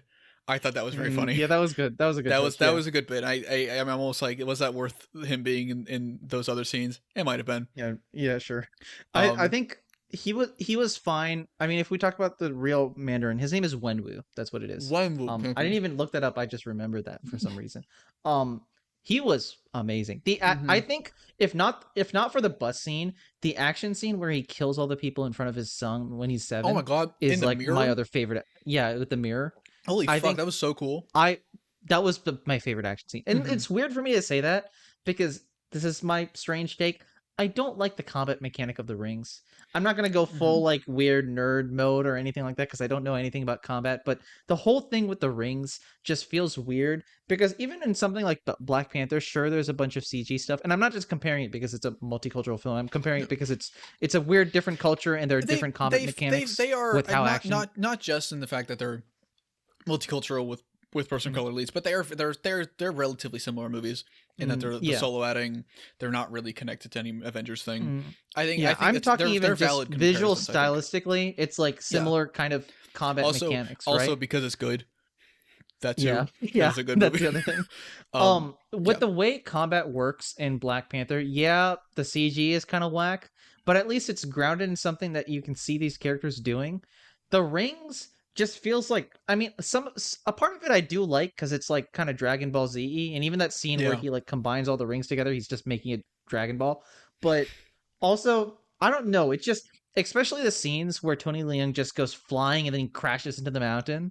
I'm like, I get that the rings are powerful and he's just landing there, but there's just a disassociation there with seeing these especially like rings. Especially with like how much they're hyping up the power of the rings. They're like, oh, these are the most powerful artifacts in existence, and they kind of just are like a gun. They're effectively a gun and a grappling hook and a little like Iron Man boost launcher in one. Yeah, and I it's think like they're the cool. Whiplash thing or something. I thought they were cool. I thought they added a lot to like action scenes. I thought they like there was some cool stuff that they did. They're not the most like amazing thing in the world though. I like that in that mirror scene. I really liked it in the mirror scene because it's close combat. You know, he's not doing the crazy breaking stuff. He's just using it to quickly, like, basically kill a couple guys. You know? Yeah, I almost feel like they should have had the rings as the weapon and then actual hand rings. Yeah, you know, and do something with that. I don't know how they could. Yeah. Or like he uses like when he punches someone with the ring, you know, or something like that. Like you actually have to make contact. It's not just a like he has has like his own personal weapon thing, and those are the gauntlet things. And then you could, because I believe in the comics the 10 rings are like rings just that you wear in your fingers. It's like, and it just gives you powers. They give you like magic powers, yeah. And they it's like done something with that. Yeah, I didn't need to see them move around everywhere, I guess is what I'm trying to say. That's very far. Yeah, it's very, but fair. I like the look of them because I like the look of them in the trailer, and I like the look of them in certain scenes. It's just weird, especially when it's weird CGI floppity rings in a dark gray dragon action scene. Yeah, where I'm like, that movie used a lot. That of whole CG. Scene needed to take place in bright colors. You had a bright scene in the bus. You had a dark scene in the tower or whatever. You needed this to be a bright scene, and it started off as a bright scene. Yeah, but then it just got dark, and I'm like, I don't need that. Like, I don't, and that's my big complaint with Endgame too, where it's like that whole scene. It's like it. Muddy. Everyone's covered with dust, and I get that it's a war film, but I want to see There's a behind-the-scenes picture of Captain America holding his shield, and it's like he's dusty, but the shield is like a nice color. That's cool. And the movie just doesn't have it. I need to see that picture. Are you talking about the poster, the first Avenger poster? Sorry. No. I'm talking about Endgame. I'm talking about Endgame. It's an Endgame poster? He's like covered. Because there's the poster. It's like a behind. There's a poster for the first Captain America where it's like that, where it's like he's all grimy, and then the shield is shiny, and it's really cool. Yeah, and I mean that's kind of what this. It's a behind the scenes picture, but it's like professionally taken. Yeah. It looks really nice. But then the movie just doesn't look like that because everything is covered in that. It's not really a filter because it's an effect that they're applying. Yeah, but and I wonder if that might also be to minimize some kind of CG stuff too. Yeah, to make things look a little bit cleaner. Movie, I don't know if this movie was rushed, but I'm sure production houses were kind of. I'm sure some CG stuff they couldn't. So. It was harder to do remotely. Yeah. Which is why the dragons are probably gray too. If you put colors on those, it does a lot of other stuff. Yeah, I wasn't huge on the dragons. They were not the I don't know. Once it got to that big scale thing, I don't know. Maybe some other people and I don't know. But for me, I think they just needed like even the whole like soul sucking demons. I'm like, so they're dying. I mean, okay, what's going on here? Yeah, and I was kind of weird. I was kind of confused about it, and I get it, but it felt like a studio mandate to be like, we need to do something where a big monster comes in because we don't know what this finale is going to look like. And I have a very strong feeling that that's actually why Alex didn't like the movie. I'm getting that vibe because of the third act feeling a little studio mandated, and that's very valid. I'm able to like look past how much I like the fights between the two dragons was especially weird because it's like. Okay, it just feels like a blob. I couldn't tell it really anything. Not even visually, but just like from a narrative perspective, our main characters aren't doing anything right now. Yeah, they're just riding the dragon. They're just riding the dragon. And it's like it would have been at least interesting if he was like controlling the dragon. You know, just have a little bit of personal thing. I thought I don't know if you've ever read the Percy Jackson books. There is this character. Oh, okay. I read up until they said that they were done, and they kept going. And I was like, "Do you ever read the Kane Chronicles?" I mean, I assume not. Okay. Was that after? It's like Carter. Yeah, I mean, it's like it takes place at the same time. It's like a different offshoot. I love those. They're making, I think, Netflix movies off of them. Okay, there's this character who's like an advisor to the main guy, and then later on they reveal that he's like an avatar of sorts of the big evil chaos villain. Yeah. I thought they were gonna do that with what's the ninja dude with the mask who was fighting him. I thought they were gonna do that. That was a character that I think was underused. That was a really cool they just killed him, and it felt like I don't know if Chekhov's gun is the right analogy. It felt like a moment of like this character is going to do something, and then they just died. Especially with how like there was that big emotional moment of him of Shang-Chi almost killing him. And then nothing happens with that. That was really cool, and nothing came of that and stuff. That is frustrating, and which also I didn't feel that so much for Wenwu's death, but when he just dies, I'm like, okay, his body's still up there. You know, I don't know. I was thinking of that in the back of my head, and I thought there would be a moment where Shang-Chi like goes back. You know what they should have done with that moment? I feel like Shang-Chi would have gone back, picked up his body, and then gone back to the main camp, and he like put the body there, and then all of them would have kind of looked and been like, "Oh, okay, he's dead" or something like that. Yeah, But the thing of just them looking at his sister felt kind of strange. I don't know. Yeah, that's very true. I don't know. Maybe this is just a Disney thing with the way they do redemptions now, but like I'm so over redeeming character redeems himself then instantly dies. Like it's not interesting to me anymore, man. Like I like fucking Rise of Skywalker really just hammered home to me like how that doesn't work anymore. It just doesn't. Like a character, because there's no point in a redemption if they're just going to be killed. You know, it's just for you to be more comfortable playing with them as toys. You know? It's for me to be like, man, I'm sad that they died because they became a good person at the end, and it's like, well, they didn't actually do anything to like. Granted, I will say I really liked how Wenwu wasn't like abusive, like Thanos. I thought they were gonna go that. I also thought they were gonna go that direction. Yeah, it was really cool how he was like this. He's actually kind of an okay dad. Like he's not great and he fucked up a lot and made a lot of mistakes and like especially after the mom died like he became a like but the reason he's a monster he's not like hurtful to the kids I guess if you physically because of the training and shit and like the sexism and shit but like he's not like Thanos, he's not like a like a monster of a father. He's just making mistakes. He's kind of like the Vulture.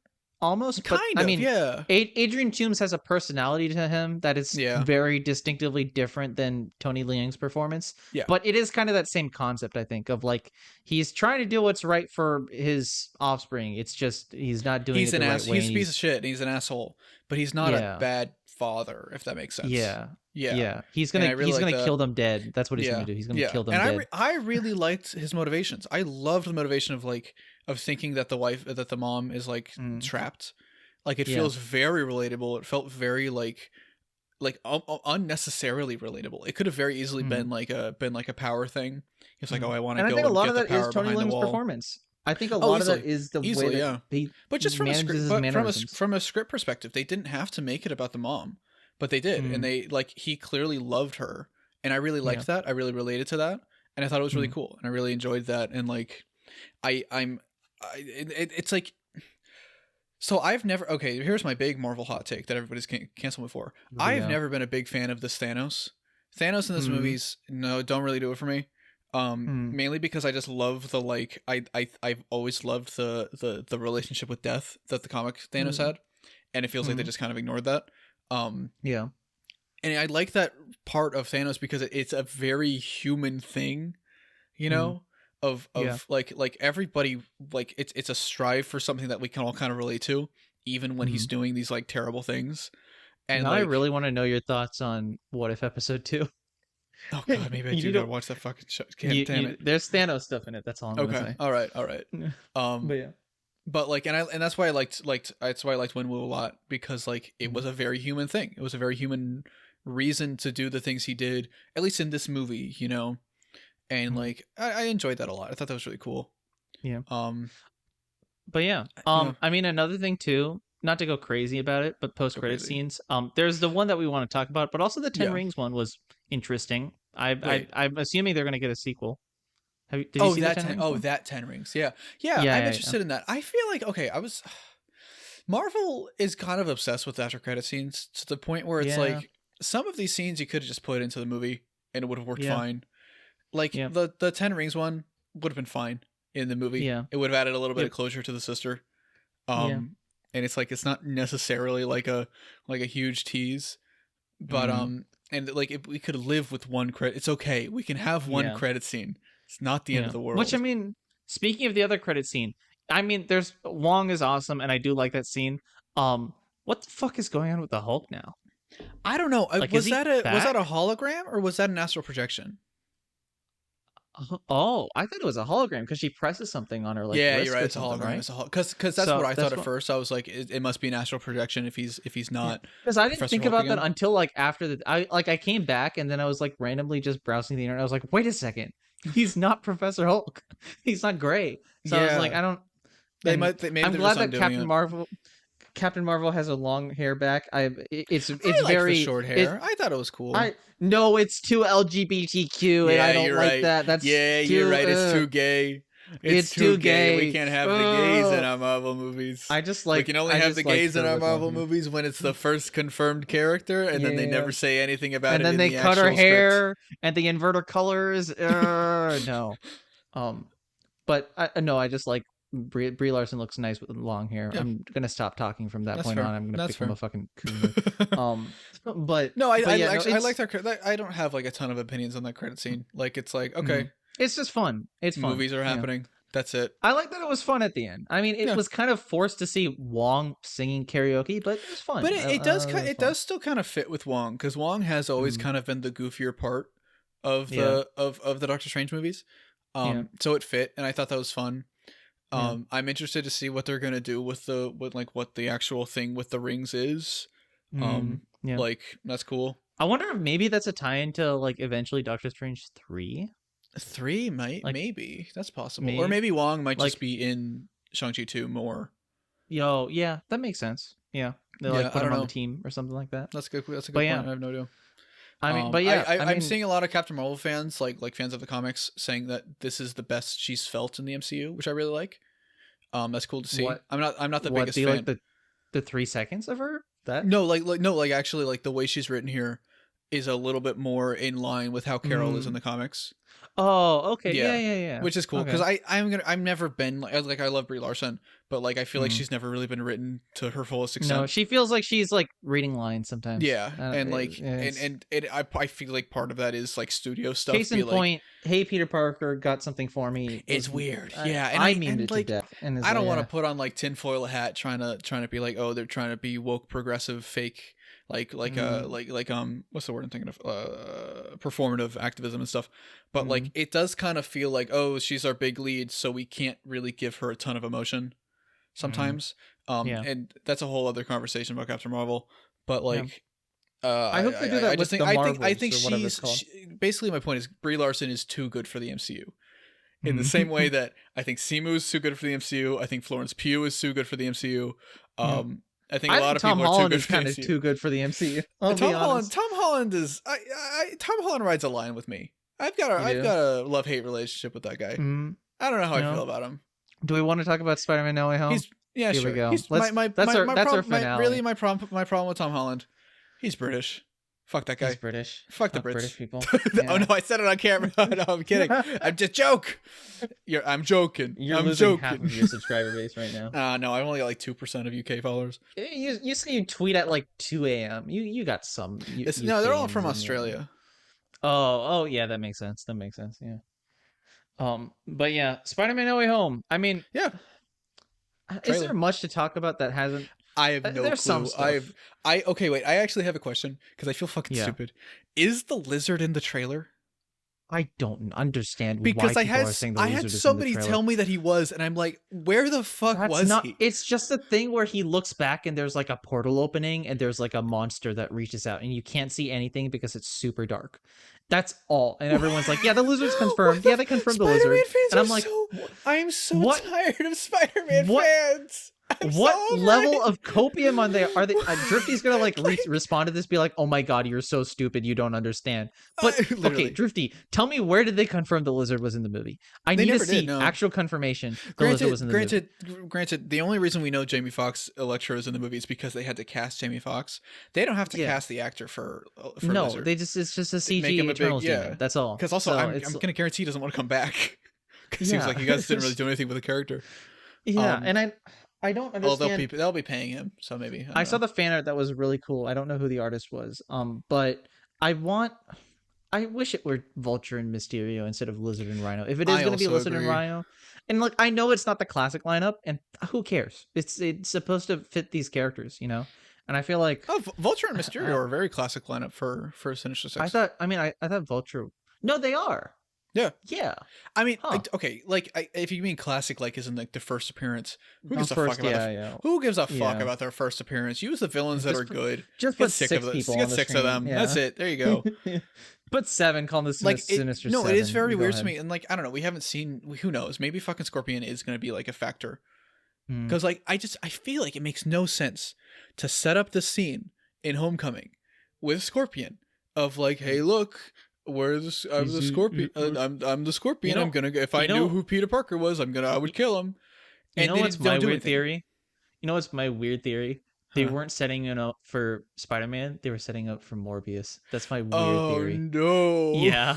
No. Yeah. It's like God. The Vulture and Scorpion versus Morbius or something like that. And then Venom shows up and fights them all or something. And then that's how Scorpion becomes Venom Scorpion, you know? Or something like that. Oh, no. Yeah. You're welcome. You're welcome, Internet. Can we please not? I came up with that idea. Oh, my God. Oh, no. Wait. Actually, that might be what they're setting up. You're totally right.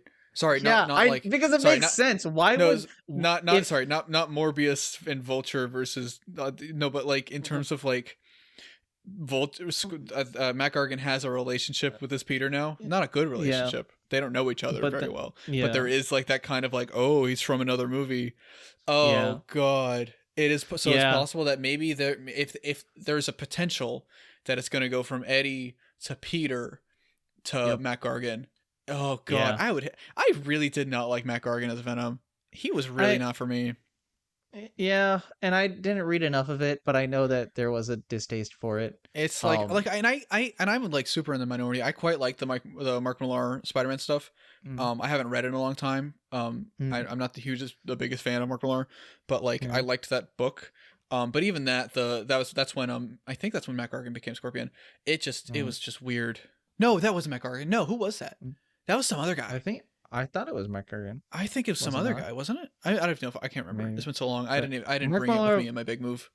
Mark Millar liked my Superman Red Sun review, so I can't say anything bad against him. But I will say anything is better than Scorpion and Ultimate. Anything is better than Kick-Ass 2 is basically what we're saying. Okay, yeah, sure. Yeah. But I don't know with the whole Spider-Man No Way Home. This thing is confirmed. That thing is confirmed. I'm just taking everything with a grain of salt, and I know that some of these things are bound to be true, and I know some of these things are not. But like some of it is reaching. You know, do we really know Sandman's in the movie? Not really. Do we really know Lizard's in the movie? Not really. Are people saying Green Goblin's in it? People think Sandman's in the movie. They're like, oh my God, he's confirmed because you see him in the trailer, and I'm like. You do? You fucking don't. You see sand. You see sand move. That's why. I mean, that is. You see a sandstorm and you see a sandish creature kind of move, and so maybe it could be Sandman. But they're like, oh, it's the same version of Sandman, and I'm like, you don't. The Spider-Man fandom is filled with so much copium right now. I can't blame them, but I don't trust them. Can we rewind to 2007? When everybody said Spider-Man 3 was the worst movie ever made on the history of the planet because there was one too many villains. Because there were 3 villains instead of 2. And now everyone's so now excited. There's gonna be like people want like 12 villains in this fucking movie. What he's gonna get Tom Holland's gonna get pounded to death. I don't understand. Like honestly, it'd be great. It'd be satisfying. Jeez, I want to see Spider-Man get his ass kicked. He doesn't. It doesn't happen enough. Me too. He just gets on fire. He got his ass kicked a little bit in Far From Home and in Homecoming. Yeah. I wanted to see Thanos like really beat the shit out of him. Basically, which we just like he's just like insect, and then were you the one that suggested he needs to say something like quirky there? Yeah. Okay. Not quirky. Shut the fuck up. But the fact that Thanos called Peter Parker an insect and Peter Parker didn't respond with is ridiculous to me. Yeah. Is just that is the most insulting. This is satirical, by the way. Spider-Man Twitter, chill out. This is the most insulting thing they've ever done. It's an attack on me. It's an attack on me. It's an attack on my culture. It's an attack on everything I hold dear. And we have to fight for our rights because Sony and Marvel clearly don't understand the character. Because Peter Parker would very obviously make that joke. Yeah, I agree. I agree wholeheartedly. And I think anyway, please donate to my Patreon. Movie. Please donate to this fundraiser so we can protest outside the Capitol building. Yeah, go watch CODA, buy some merch. That's it. Clip us, please. I don't know how clipping works on YouTube. We need to get clipping on YouTube. I don't think there is clipping on YouTube. Oh no, they've got their new TikTok copy stuff. Shorts. But yeah, I think with the whole Spider-Man No Way Home hype, I understand why there's so much copium. I think everyone needs a breather. I don't know. I get, okay, Toby is gonna be in it, sure, and Andrew's gonna be in it, sure. We don't really know, but sure. No, I think okay. Have you seen the leaked toy? Is that real? I actually think that is real. I saw there was that one picture that I thought was fake. The variant Spider-Man. Yeah, but then there was another picture that looked way realer, and it was like a close up, and it was like in the back of somebody's car, and I was like, you know what, this is probably real. Huh. So I keep going to Target and I keep trying to look, and I never find it. Yeah, I saw a Lego thing, but I think it was confirmed fake. Where it was like this variant Spider-Man. Legos are a lot easier to fake, I think, because it's like Lego. It's blocks. Lego Daily Bugle. Yeah, we need to get Doug to. The Lego Daily Bugle is actually Lego Daily Bugle set. That's actually canon from the movie. Yeah, no, I set it up to be canon from. You know what I have on my Lego Daily Bugle set? Oh god. I have Venom and Carnage at the top. I have Iron Man hanging from the side. I have 3 individual Spider-Man figures fighting a Doc Ock. I have a Green Goblin like shooting out of it. I have Daredevil, Punisher, and Blade hanging out at the top of the building. And I also have Batman fighting an evil version of Superman. So it's all going to be in No Way Home. I think so. It's confirmed right now. Honestly, so. what if No Way Home is like it's like how they do the Fast and Furious movies, where it's just all done with a toy set. Yeah. That's a good challenge to writing a movie. Give your nephew like a bunch of toys and ask him to play with them, and they'll be like, "That's Shark Boy and Lava Girl, baby. That is Shark Boy and Lava Girl." Yeah. Shark Boy and Lava Girl was literally made by Robert Rodriguez because his kids were like, "Hey, can you make a movie with these ideas?" And he was like, "Fuck yeah, I love my kids." And I think that is the energy we need. So wholesome. We need that energy in modern Hollywood. I want Kevin Feige to make a fucking stupid ass Marvel movie because his kids were like, "Hey, we really like this character." And that would make me so happy. Now? Are his kids in high school? I actually have no idea. I want one of his kids to be like I'm not weird, and I don't follow the personal lives of the people that make the movies that I like. This is not related to the actual person of Kevin Feige. If you are Kevin Feige's kids, good for you guys. I just randomly want like one of them to be like hardcore like DC Snyder fans. I'm guaranteed maybe not a Snyder fan, but like I'll bet you one of them is like, yeah, I like Batman. I think that'd be really funny. yeah, that would be kind of good. But like, what was I gonna say? I totally forgot. I have no fucking clue. Spider-Man. But yeah, I think everybody's gonna. Realistically, every single person on the planet is gonna be disappointed by this movie. Like with all this, maybe not the casual fans. Everybody who's involved in the discourse, who's theorizing, is gonna take away one disappointment. They're gonna take away one disappointment. Yeah, it's gonna be either like you're gonna be like Alex, where it's like you don't like this version of the character, so you're not gonna like the movie. That's how it. Like that's just there's a chance of that. And I'm in the same boat basically. Like I don't really like what they're doing, so I just may not. I probably won't like the movie, and that's okay. So there's that camp. There's the Raimi camp that want like basically Spider-Man 4, and you're not gonna get that. There's no fucking way you're getting Spider-Man. No. It's not. And there's a good chance they might be kind of disrespectful to the Raimi stuff. Just based on a leak that I heard, they might. Yeah. There's the TASM fans, aka Hassan. You're always going to be disappointed for the rest of your life. He's going to make a video out of it. He'll be fine. TASM fans are just perpetually disappointed. Yeah, no, we are. And then there's the MCU fans who want Peter to like stand on his own. Clearly, he's not right now with all the other Spider-Man. Do the MCU fans even really want that? I've talked to a couple of people who do. They're like, I like Homecoming. They didn't like Far From Home. Actually, they may have even liked Far From Home, but they want. I've talked to quite a few people who are like, I just want him to have his own fucking movie. So there's that group, and then there's the people that want Spider-Verse, and it's like I think it might even be kind of a disappointing Spider-Verse too. It's trying to be so many things for so many people, and it just may not work. I don't blame this on Kevin Feige because he's also at the end of the day he looks more. I have this phrase. Yeah, I have this phrase of just a guy, you know, and Kevin Feige fits that phrase of he just looks like a guy. He is just a guy. I don't know. He's a comic book character now. He was in the X-Men. Fuck! Don't bring that up. Please don't bring that up. Take that, like Doug. Me bringing up. Take that, Doug. Like... Are you listening to this, Doug, motherfucker? Every kind of geek. Everybody go subscribe for Every Kind of Geek, and go subscribe to Film Caffeine and Critical Rants and Production Brian. And Brian and Brian. All my and friends. Me again. Subscribe. So what you got to do is go to Film Caffeine and press the subscribe button twice. Yeah. and then it'll like super shit. subscribe. Fuck. Just go to my channel and go to my like channels featured page and just subscribe to all of them. I have a good amount of them on there. But wait, how do you do? back to Spider-Man. I'll talk to you about that later. I need to figure out how to do that. Ooh, yeah, it's kind of fun. Okay. So the thing with I had a thing with oh yeah, here we go. Because I'm working on my Homecoming video, right?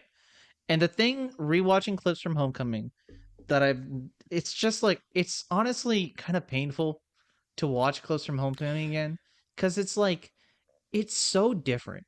I like you can see something so visibly and so just aesthetically different. It is such a unique movie. Than with Far From Home. And then with even Endgame, and then with even the I can't judge it just off the trailer, but even the fucking trailer feels so different from It's Homecoming. A scope thing. Except the opening little bits that like feel like something else. So you mean the good parts of the trailer?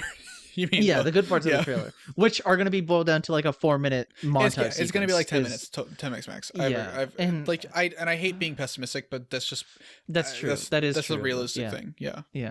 But watching Homecoming again honestly just makes me sad to be like there was so much potential with this direction of the character, and I know people like wanted him to be older, and it would have been maybe better if he were older, but you had the chance to give this kid a better like fleshed out feeling, and Tom Holland in that movie feels so much like just a high school kid. Yeah. I do think there are aspects of him kind of being privileged here and there, but I like this version of the character, and even in Far From Home you get bits and pieces of it, but I think Far From Home and even Endgame and all this other crap decides to go in this direction of just kind of bombastic storytelling. Yeah.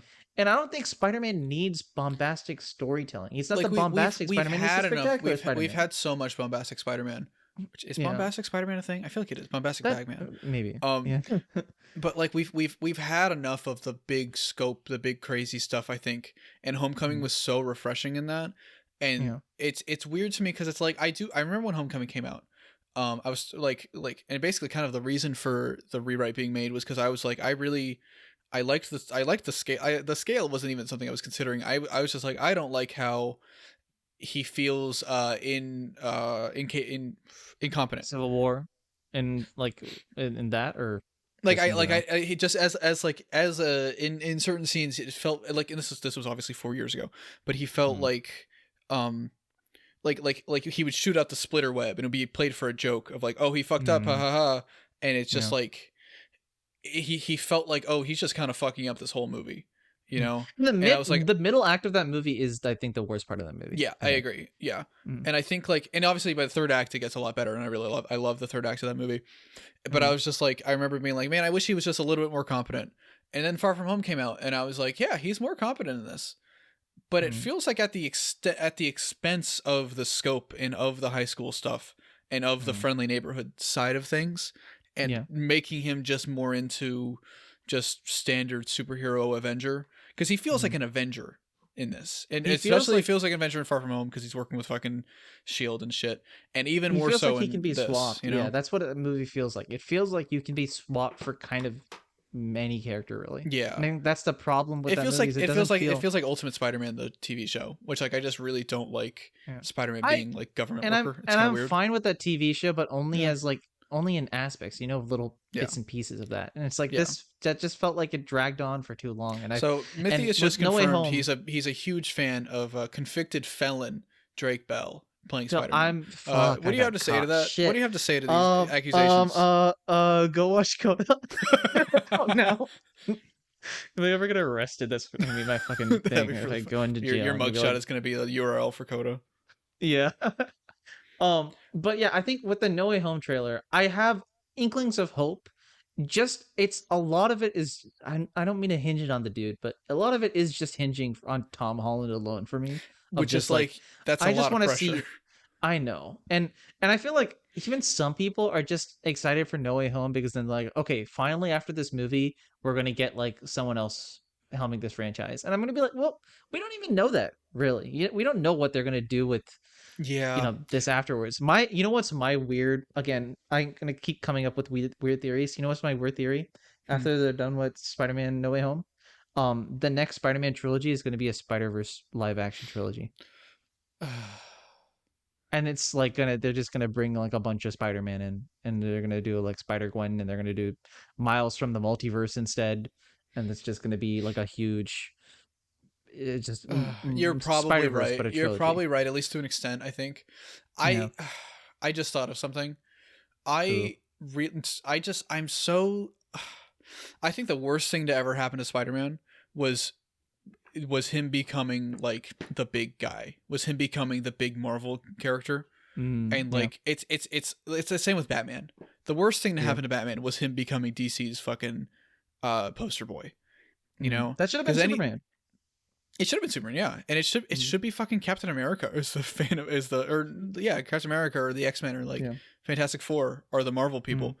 And granted, Spider-Man is a great. Hang on, just want to make it clear, Spider-Man's a great character. I love him, and like I'm not trying to gatekeep and shit, but like I think because the character's become so popular, the studio and the company try to put him in bigger and bigger things to like one up themselves to the point where a lot of the time, and this was the thing in the comics for a while, and I think this is the thing in the movies now, where it's like the scale has just gotten so big beyond like what the character like works best in, you know, I think. But it just doesn't feel like what we think Spider-Man and sometimes is, it works, and sometimes it really, really works. Like there are stories where Spider-Man has to deal with this massive scope thing, and like it's a character thing of like, shit, I'm not ready for this. And like he has to bring like the friendly neighborhood aspect to a big scale thing. I think that really works really, really well. But then there are other times where it's just like Spider-Man is the biggest character, throw him into the event, and there you go. And it's the same with Batman. Like fucking like so many DC events are just like Batman featuring DC and featuring the DC multiverse. Fucking looking at you, Dark Knight's Metal, which I like Metal. I like the first event, but like the medieval thing they're doing now. Actually, no, Dark Age. What is it? Dark Knights of Steel. That's not a Batman thing. That's a DC thing. I'm actually really hyped for that. It's gonna be great. Oh, okay. I haven't looked too much into it. So. They're only using Dark Knights as a marketing thing, I think. Yeah, it actually looks more like a Superman thing, to be honest. Because I think Clark is going to be a character. When you're talking about the overinflation of Spider-Man, I guess if that's the way to just the inflation in general. Yeah, Spider-Man, inflation is a good way to say it. Yeah. Yeah, I think with that, I feel like Miles and a lot of other Spider-Verse stuff was kind of like a dam on the river. Yeah. Right. Of like, oh, here is some extra stuff that we could do. Here's a little. I don't know how stopping floods work, but here's like a levee to divert the river in a different direction for a bit, you know. But at the end of the day, it's still gonna fucking flood the village, you know. As much as you direct this river, and I feel like that's kind of inevitable, and I feel like fans like us kind of have to just be ready for it. And for the most part, I think, and I'm gonna talk about this a bit too in the Homecoming video. I feel like these interpretations of characters, we got to start treating them like Batman. When you look at Batman's so fucking crazy. Jesus Christ. It's the 60s, the Dark Knight shit, the fucking the Nolan movies. Dark Knight isn't Dark Knight Returns. Yeah. The Schumacher movies, whatever the fuck they're doing now with Matt Reeves, you know. Yeah, we've seen Batman evolve as a character. Not even we, but like culturally, we have seen Batman evolve from 50s to now, and it's like nobody's being like, oh man, I miss Adam West Batman. That's my Batman. Fuck this Batman. I mean, people are like that with Batfleck. We miss the Nolan Batman. Actually, people are like that with saying that. Yeah. Yeah. It's like I feel like people saying we miss Raimi, not to make a direct comparison, but to say I miss Raimi Spider-Man, I want that back, to me is almost as equivalent of saying I miss the Nolan Batman, I want that back. Yeah. You know? No, it's exactly the same. But it's even then with Nolan Batman wasn't the first Batman movie, you know? And it's like, and I think if we never had Batman movies until the 2000s, you know, if the first ever Batman movie was the Dark Knight trilogy, like people would absolutely be like that, because I think it's a time thing. We've had 60 years, because it was 60s Batman. We've had 60 years since the Adam West stuff to be like, oh yeah, interpretations exist, adaptations are a real thing. But with the for some reason they can't do that with years. Spider-Man because we haven't had that long exposure. We haven't had that time, and also because they nailed it the first time so well, I think that also doesn't help. You know, and I think and then with the transition from Raimi to Tasm, that hurt a lot of people's feelings, because what the fuck am I saying? Like that kind of has some bad blood, because like it was like a reboot super soon. which like which is ironic because it was 6 years. Yeah, it was 5 years after the three. It was a while. It was a while. It was a quicker. It was just because of the whiplash longer reboot than what we're used to. People keep saying, "Oh my god, there is so much whiplash between TASM and the Spider-Man 3 that I like just gaslighted myself into thinking Spider-Man 3 came out in 2012 for some reason." No, yeah, Spider-Man 3 came out in 2010, and then they made TASM in 2012. Yeah, so it's like I don't know. It's just a weird. It's just a weird thing of the way I look at Tom Holland Spider-Man now is on performance and is on direction and is on it being a movie alone. Anything with Tom could really be fixed in another script. Like anything I dislike with him, they just got to start writing him a certain way, you know? And I don't and the thing that's like there's not a specific person to blame. It is not John Watts' fault. John Watts did a really good thing with Homecoming. Homecoming is a great movie. I attribute a lot of Homecoming success to John Watts. Yeah, I mean, because fucking... Okay, actually, I just want to say... Never mind, I'll tell you later, because I've never said it on camera, but I've been wrong for the past my entire life about something John Watts has made, because he did not make the thing I thought he made, and I was always like, no, he made this, and it's really good. Never mind. But no, I think Homecoming is a great movie, and like, I think it's an issue... It's not that John Watts is a bad director, because he's not. It's that they're giving him movies that I don't think he like excels at. They're giving him ideas that's like, here's a movie in Europe. Here's a movie with the multiverse, and it's like we'll see how No Way Home is, but it's like how much of it is he doing? I don't know. Yeah, it's also true. We don't know how much like is studio directed, and it's like it's very strange. But yeah, because I think with the director too. I mean, the thing I think people have to realize with a director, like with me, this is a horrible comparison, but with me, I'm writing, I'm directing, and I'm editing my short films, you know? Yeah.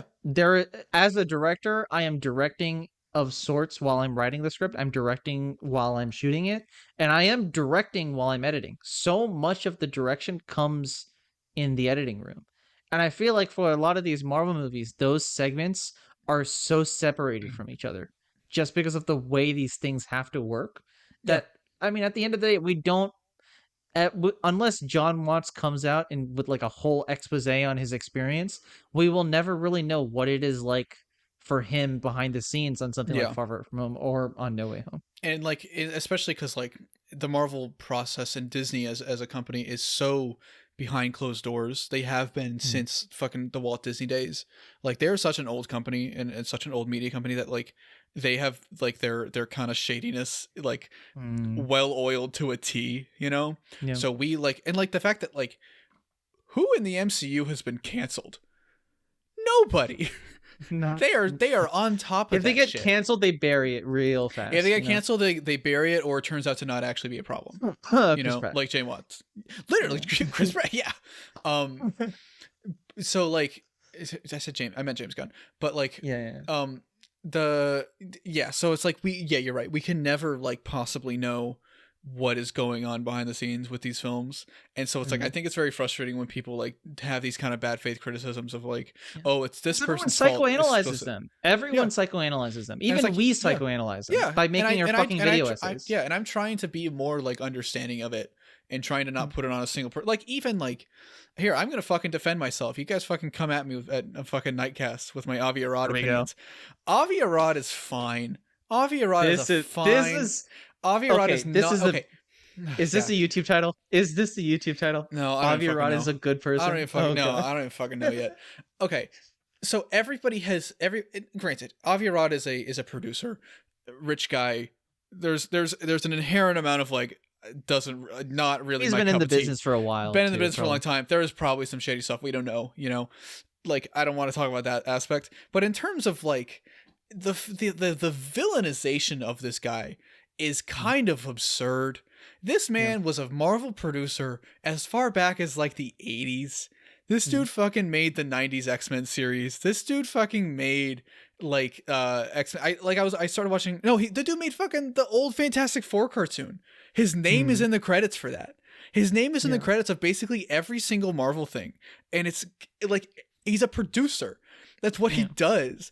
And so people have like villainized him into being like, oh, he's the guy that ruined Spider-Man. He's the guy that ruined these movies. And yeah, he has stepped forward as a producer a little bit too far in a couple instances with Spider-Man 3 and with and with the TASM movies and stuff like that. Like, I don't disagree with that. And I don't agree with his opinions and the way he went about marketing the character and all that stuff, like those leaked emails. But you understand it in a weird way. I understand right? it. Because when you're a producer, at the end of the day, yeah, the thing you have to understand is these are people doing jobs. He's doing his They're it's the making same way, money. It's the same way people hate jobs. on Alex for doing his job.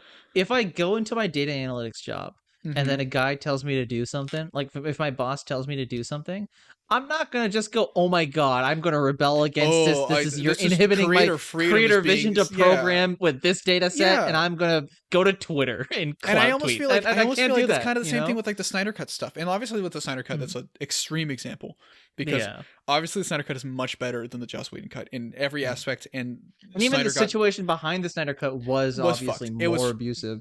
It was very fucked. Yeah. It's a different situation with that. But even then, if hypothetically, like if we were in a parallel universe, we're Loki and we're in the Loki timeline, whatever, we're variants, where Snyder was able to get his theatrical cut out, and it was still his movie. It was just 2.5 hours or 3 hours, like it was still a theatrical cut. It wasn't the 4.5 hour long cut, like. And producers were like, hey, can you cut these things? Can you do these things? Warner Brothers said, do these things, and hopefully they weren't racist. Hopefully they weren't pieces of shit. Even if that happens, and granted that did happen with the fucking Snyder Cut, actually. He made his movie, and then Warner Brothers was like, hey, can you not use Green Lantern because we want to use Green Lantern? There is a difference between creative freedom and doing everything you want, From what I've heard, actually, Avi Arad kind of saved. Sorry, back to Avi Arad. Avi, I think, saved Spider-Man 2 because I believe he was like, because they were gonna do a romance with like Doc Ock, and he was like, "That's stupid." Yeah, and when someone makes a decision like that, it's he's a person making decisions, you know. And with any of these cases, there are people in positions of power making decisions for monetary gain because his decisions have been dumb movies, sometimes. His decisions have not always worked out. But then sometimes his decisions have worked. Like it's like if Linklater was making Before Sunrise and Avi Arad came in and said, "Okay, you have to have Ethan Hawke kill Julie Delpy at the end." Fuck you, Avi Arad. Yeah. That's stupid. Yeah. But like, no, this is someone who was working on and not to defend. I feel weird defending Avi Arad, but it is a person doing their job, and sometimes they do their job poorly, and sometimes they do their job well. It's mainly it's not. I guess it's not really an Avi Arad thing.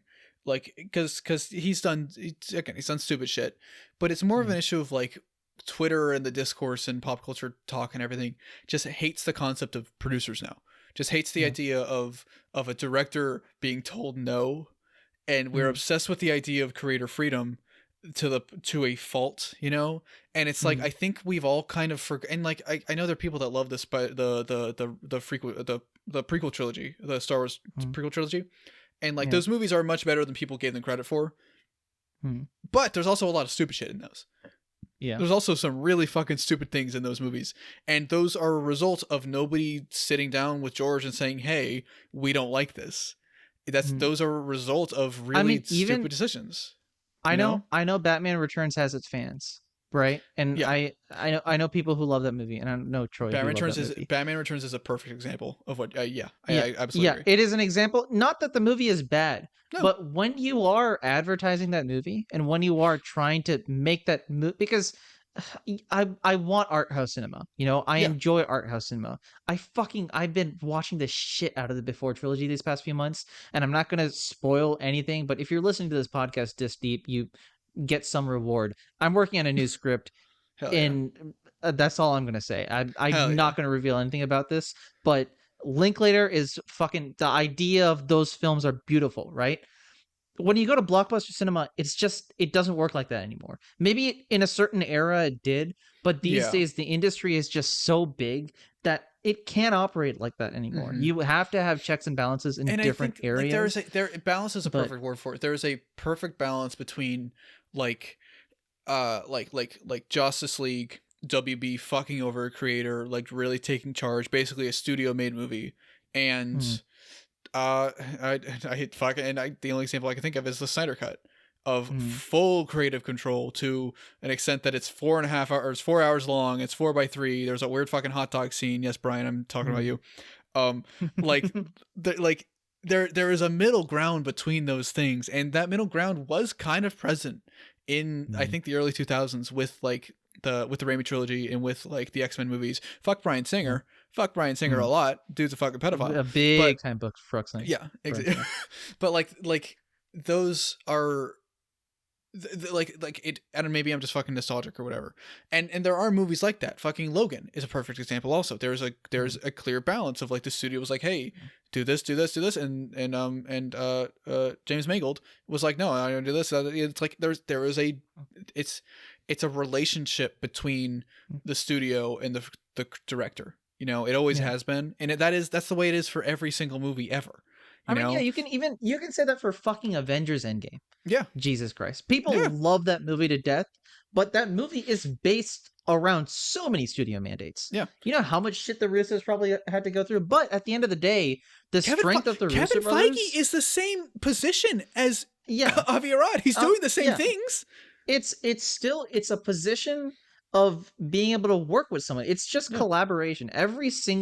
Almost every single job you get has in some way, shape, or form you need to be able to collaborate with people. Yeah. Right? Totally agree. And I feel like Twitter doesn't understand that. We're blanket terming Twitter, but Twitter doesn't fucking understand that you have to be able to collaborate with people. Yeah. Movie making is a extremely lucrative business if you make it. You know, and for those reasons, you just have to collaborate with people. Yeah, and not even like on a money front, but just on it when making anything with a huge amount of people, like it's like, of course you don't want it to be over. Like in speaking of Batman Returns, it did well at the box office. Did it do well at the box office? It did okay. Okay, it did okay at the box office for a sequel to Batman. Did okay, you know? Yeah. Like, and it was the point where like kids weren't able to watch a Batman movie. And like, obviously not all superhero movies are for kids, but like kids should be able to watch them still.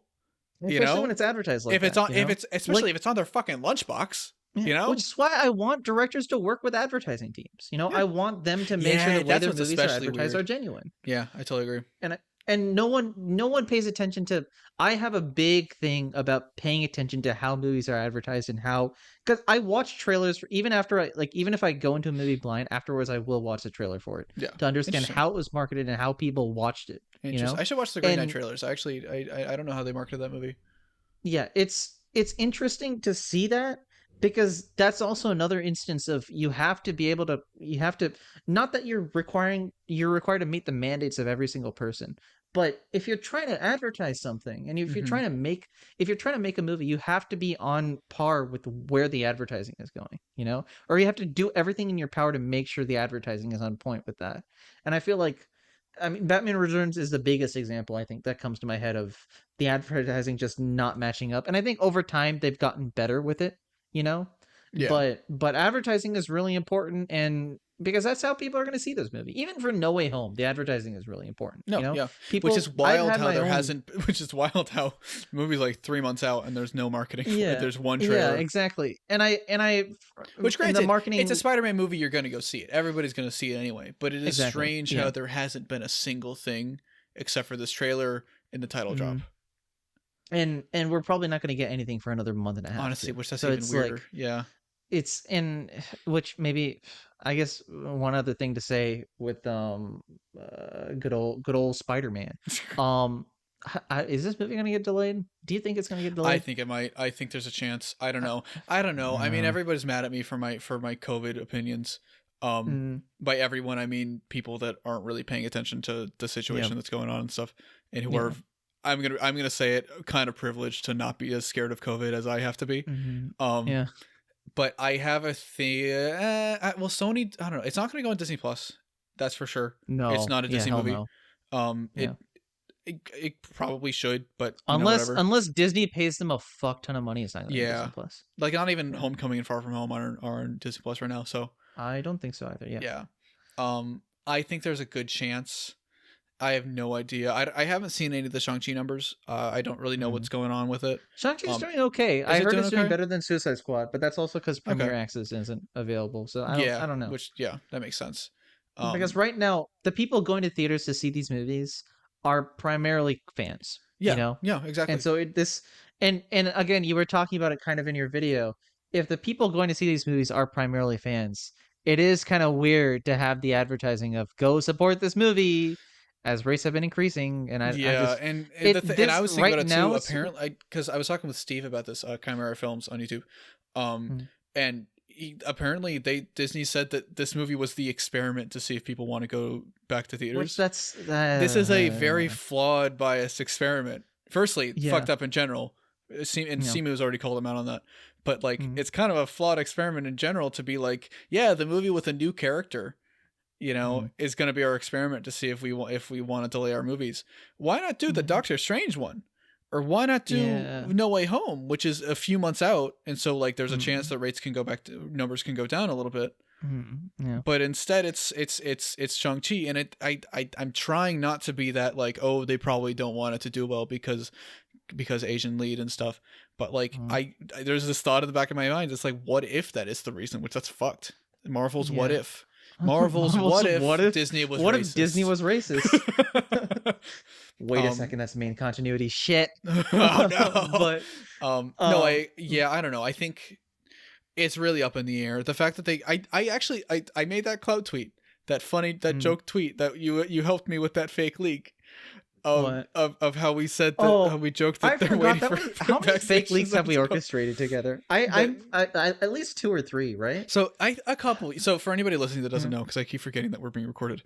I made this. I was talking with Mithi once, and I made this fake leak, Spider-Man No Way Home leak, but this was before the trailer came out, and I was like, and the fake leak said, and I had him text this to me, or I had him Twitter DM it to me, and I screenshotted it so it looked real, or quote unquote real. And the fake leak said that Sony was waiting for vaccination numbers to go up before releasing the trailer, and that tweet got like 3,000 likes. That tweet blew the fuck up, and nobody knew I was joking because I was just trying to get people to get vaccinated, but But then that's kind of true now. I think I think that might have been actually the case. I think they might actually been wanting to, because like it is kind of fucked to release a trailer and then have to delay the trailer. You know what I want them to do? Delay the movie. I mean, you know what they want them to do? You know how for the Far From Home trailer, they're like, this movie contains spoilers for Endgame. Oh my god! You know what they should have done? Get fucking vaccinated. This movie is only for COVID vaccinated people. Go get your fucking COVID vaccinated. I really quick, the fact that vaccinations are not actually required in as many places to go to a theater. Fucked. If they were fully required, if I had to show the card when I got into the theater, I would not have made the video. I would not have made that video yesterday.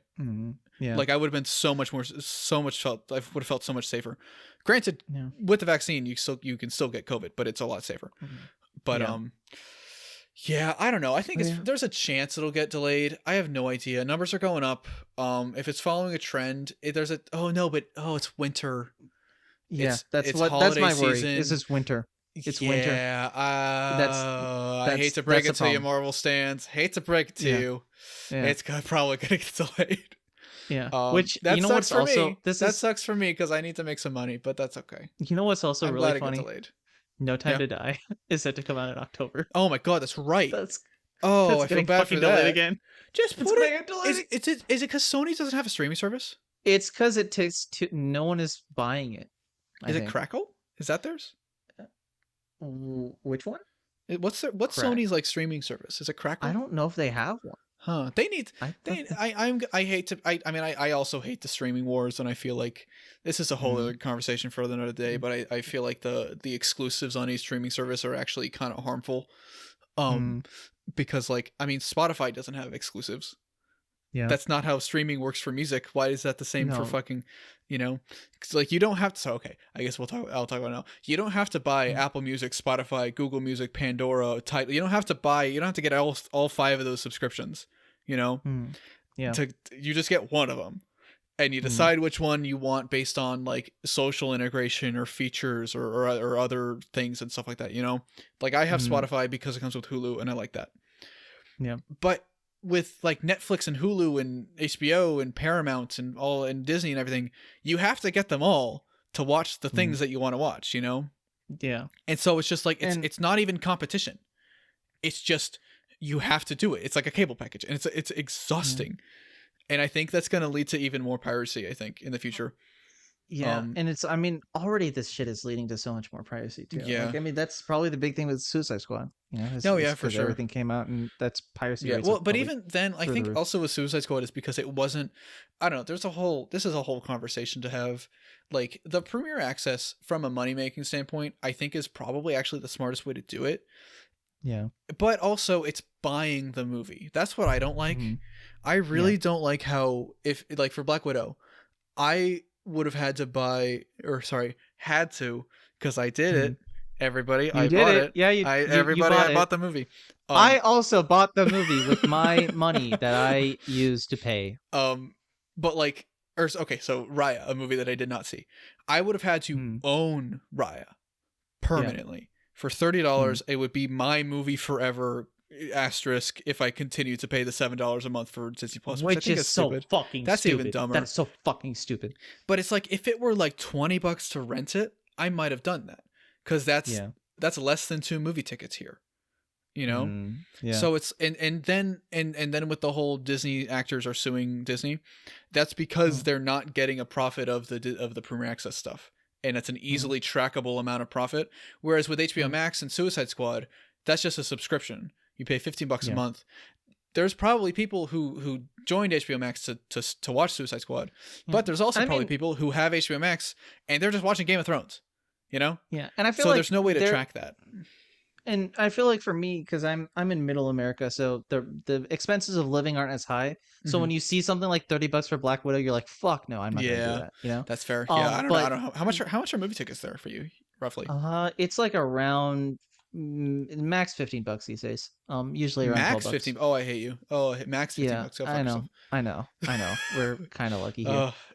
But then also because also theaters have been so desolate that I think for some movies it's been dropping down. You know, and like you get matinees and shit for like $8. In terms of what theaters can do to fix things, I really think they just need to enforce social distancing and jack up the prices a little bit. I would be. I don't know. Maybe it's just me, but like $20 per ticket. Be fine with that where too. I'm safe, where I feel safe, I'm happy with.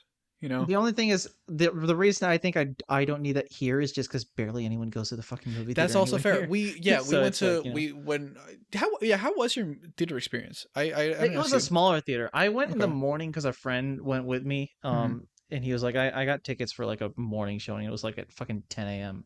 And we just went. It was a smaller theater, so it was fine. It was they have this theater here that's like, it's instead of the screen being flat and the seats being angled up, the seats are still angled up, but they're not as angled up, and the screen is like a little bit angled down. You know, interesting. So as you're watching the movie, you're kind of lying down. Yeah, it's like a newer theater kind of thing. Were they like recliners? Yes, there were recliners. That makes sense. That's actually seats. That's actually smart. I'm because cool I think they had the space in that area to kind of expand it out. Otherwise, you have to cram everyone kind of vertically. But it was nice. It was fun. It wasn't the best presentation quality because it was a smaller theater. But it was good. It was just kind of a quick in and out. There were only I think 3 theaters in that space. I think my like shitty experience came from the fact that it was Thursday night of a Marvel movie, and I live in a big I live in a big metropolitan. I live in a big city now. So it's like that's fucked, you know. And granted, the city is good. Everybody wears a mask. Like, and granted, the place my hometown, which is another big city, but not as big. Like, it was like there were people that are like hardcore anti-maskers there. It's not really a thing here, which is really nice. But yeah, there are anti-maskers here too, but they don't make themselves crazy about it. They're just like they just be quiet, you know, in the corner. There's barely any people in the theater anyway. So that's nice. Do you have anything else you want to say about Spider-Man, or do you want to move on to questions? Because we can do a couple questions. Spider-Man, watch my video. And Spider-Man. Yeah, Spider-Man. Tom Holland is hot and sexy, and I hope he's in these movies forever. But he's also British. Did you consider that? I'll forgive that for a bit. You know, we'll forgive that sin. Yeah. Do we want to go through questions? Yeah, we can go some questions. So I put out a poll, put out a little call for questions on my Twitter. I think for future, maybe we'll do like one Twitter question next time and then one Patreon question or something. We'll figure that out. Yeah, that would be good. Yeah, I don't know. Join my Patreon. We went on for a bit. I didn't realize. Yeah, this has been long. This has been a little long. I think future episodes might be a little bit shorter. Yeah. But I guess here, do you want to pick one and I'll pick? You can pick a couple. I'll pick a couple. Yeah, I'll pick two. Okay, I'll pick two. And if we pick the same here, one, this one is kind of for you, which I like. So, Super Koopa 999 has asked favorite characters / deaths / things about the Suicide Squad. Is it and could you? Yes, and could you? And could we talk about CODA for a little bit? So favorite characters in Suicide Squad, I think it's very obvious. Blackguard, main character of the movie. The fact that like there's no merchandise of him is kind of insulting. I go to Hot Topic every day and I'm like, where the fuck is my Blackguard merch? Where's my fucking Blackguard Funko Pop? This is your chance to custom make it for Halloween. Honestly, that's a good point. Blackguard, Wait, no, don't give us that idea. Yep. Don't give us that Olivia! fucking idea. Oh no, I have an idea for you. But no, I think I guess my favorite things about Suicide Squad were Ratcatcher, like the scene at the end. I had to cut that in my video and I'm fucking mad. The flashback with her and her father, I think is like peak. Like, okay, I have this thing. I am a sucker for characters doing a thing in the final battle and flash of white to flashback with a family member. That is like, that will make me cry instantly. And I'm actually considering doing a video on No Way Home. And I told you about this, right? I told you about this a couple days ago. Yeah. I think so. About like of something similar to that. And I fucking, it always fucking gets me every single time. Every single time. I love that. Sorry, my voice is getting weak because we've been talking for 2.5 hours.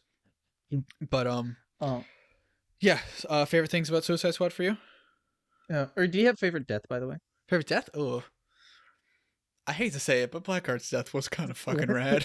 I was gonna say, it was kind of fucking cool. Don't tell Olivia said that, but it's really fucking cool.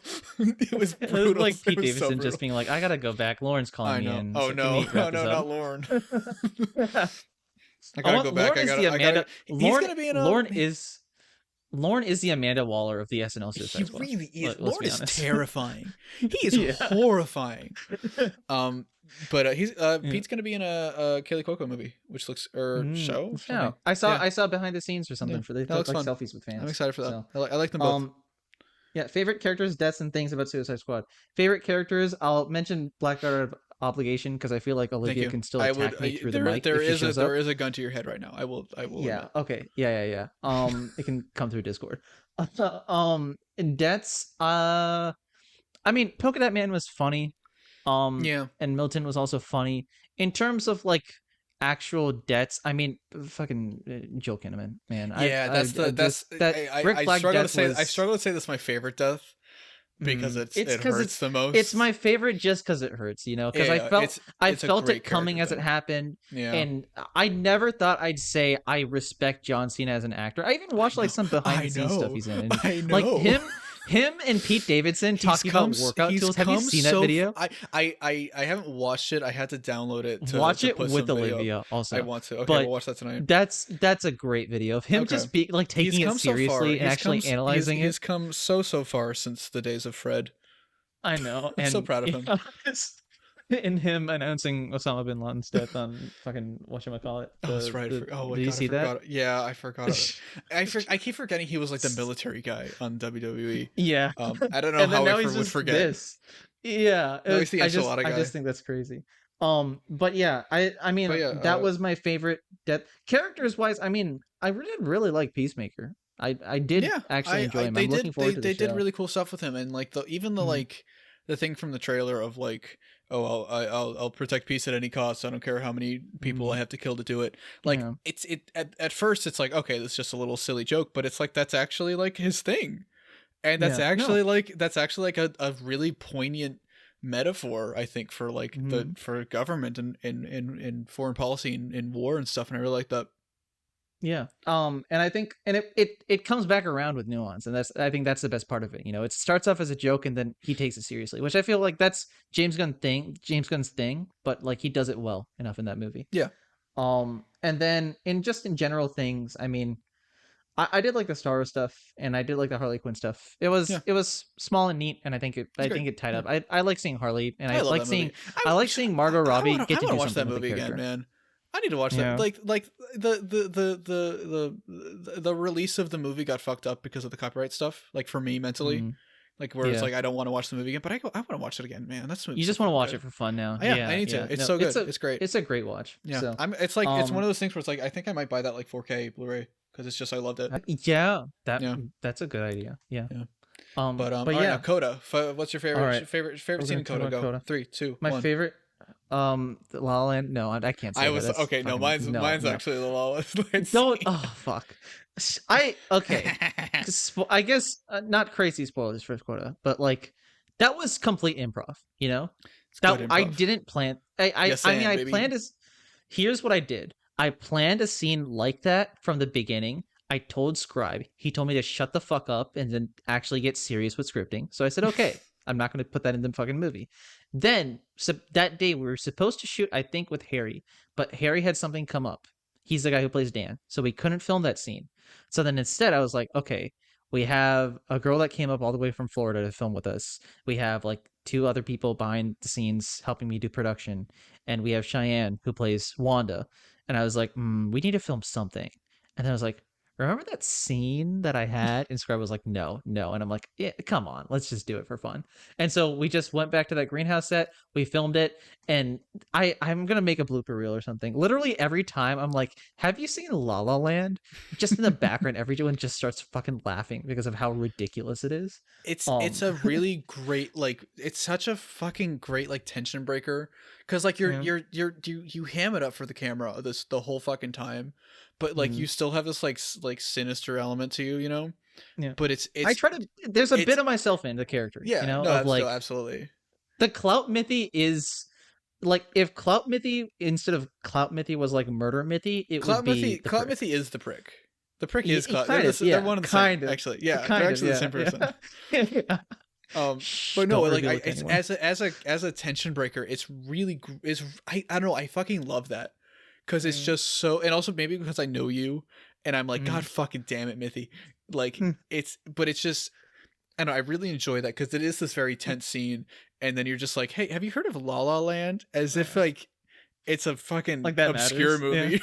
Yeah. It's like this, it's indie art house movie. It's 40 seconds. It's the original thing was like a minute and a half of me talking, which because I was ad-libbing it, so I just a bunch of other shit. So that's why I cut back to her every single time. And she's just completely just tired and just over everything. And she's like, fuck you. It's just a 40-second monologue just to build up one punchline. Because I came up with, I was like, I want a punchline where it's like, I'm talking about how they're all in La La Land, and then she's like, I'm Emma Stone, and then I was like, no, I'm Emma Stone. And then that's the only thing that defined the entire. Wait, actually, can you please change your Twitter bio to no, I'm Emma Stone? I have Jonker in there right now. I'm gonna change it to no. Please change it. No, please. It's much funnier. That's much better too. But yeah, no, I think that was one of my favorite scenes to film, at least, because it was also we had the most cameras rolling that day. I think the fun you're having on that day shines through in the film too, and I think that might be why I like it so much too. Yeah, and I will say, I mean, one thing too with the climax scene of the film that I'll mention. Because no spoilers, go check out CODA, please. I need the views, and I also one big thing I'm going to mention here. If you haven't commented on CODA, please do because it helps the algorithm. And I want to see. I also just want to see what people think. I don't have as many comments. I have more views, but I don't have as many comments on that as I want to. So comment below your thoughts, even if they're negative. I really want to actually hear them. With the climax of that entire thing, that was one of the last things we shot. Everyone was tired. We filmed it because I was like, after this weekend, I don't know when we're going to have the time to film because like people's semesters were ending. And I had that footage for a month and I didn't touch it just because I was scared for the longest time. And I don't know if people are like that with like big video essays they do or something where, you film something, you have something, and then you just don't touch it for a while because just a part of you is just scared about it. I was scared about it for the longest time, and then I just decided to open it and get it over with, so that if I knew it was fucked up, I knew it was fucked up. And just watching that scene, I watched Harry and Cheyenne do something that I didn't picture they would be able to do, as eloquently as I wanted them to, and they did it exactly how I wanted them to. And so they're not listening, but Harry and Cheyenne, thank you so much for fucking putting your hearts out in that scene. Which is, I mean, that's why at least it wasn't my favorite scene to film in the moment, because everyone was tired as shit. But I'm just glad we got that done, and I'm glad I'm proud of that scene. I didn't expect to be proud of that scene the day after, but I am still to this day. But yeah, that's a CODA thing. I guess favorite character deaths. That, I guess it's a spoiler, but yeah, no spoiling CODA. That's not a lot here. The grass that I step on in a certain scene, that's my favorite character death. There you go. Hell yeah, I fucking love CODA talk. Fuck yeah, everybody go support CODA if you're able to. Yeah. Of course you're able to. It's on YouTube. Yeah. Go check it. It's on YouTube. Just give it a watch. Go to the comments and comment. Oh my god, you have a female character in the movie, but you don't do anything with her. You're such a sexist. Comment there that. You go. No, you have a female character in the movie. What an SJW. Yeah, there we go. That's better. There you That's go. better. This is That's woke. Better. Yep. Woke. Yep. Woke news. There are too many good questions on this Twitter thread. I think we might have to. You want me to pick another one? I can hear. Yeah, you pick one now. This is for you, but I'm also going to answer this. If you could have Green Arrow team up with one Marvel hero, who would it be? Mine would be Daredevil. Daredevil would be good. I don't. Oh fuck, with one Marvel character. It's basic to say Spider-Man, but I do think those two would get along really well. Yeah. But I guess in terms of like, do I want them to interact because like it would be fun to see them interact, or which would like challenge each other the best? I actually think Iron Man and Green Arrow. I was gonna say that too. I know. I was gonna say that too. I was like, 2 billionaires beefing out. I was gonna say the goatee billion. So okay, I guess I haven't said this on record except in Twitter. Iron Man and Green Arrow are so similar on paper. They are practically the exact same character to an extent. They are both billionaire pieces of shit assholes as a youth. They're playboys. They have their daddy's money. They're kind of pieces of shit. And then a traumatic event happens to them. Either they get fucking locked up in a terrorist prison and held in a cave for months, or they get stuck on an island for question mark amount of years. Who's really to say? Either it's 5 or it's 2. Who knows? It's somewhere in between. It's somewhere in between. So something traumatic happens to them. They manage to get home, and during that traumatic experience, they take a look back at their life, and they're like, "Wow, I was very privileged. I fucked up. I'm very sinful. If I could get home, I would do anything I could to." What? Except one guy went to MIT and the other guy did fucking archery on an island. Yeah, for a bunch of time. Listen. They're the same thing. Their mindset is, if I can get home, I would do anything I can to fix my problems, fix the sins of my past, and make the world a better place. They get home and they both do that. Tony becomes Iron Man. Oliver becomes the Hood, then the Arrow, then the Green Arrow if we're on the CW. And like they both grow goatees. They both, But the thing is, they do both grow goatees. Why did I not realize that? Literally. What the fuck? But the thing is, and the reason I'm such a big Green Arrow fan, and the reason like Iron Man just doesn't work for me, is because Iron Man has felt like he's still stuck in the bridge between, oh, I was a piece of shit, and being an actually better person. He's Green Arrow changed. Yeah, Green Arrow has changed a ton, and a part of that is because of the Denny O'Neil run, and because he's just an older character. Like 40s Green Arrow is just fucking Batman. But like when you follow the trajectory of the character's history, like in canon, quote unquote, like Oliver can look back on his past self and be like, yeah, I have changed, and I still have to deal with my sins and my problems, but I am at least a better person now, and that is evident by my kick-ass cool girlfriend. And I relate to that. That's a good way to put it. There.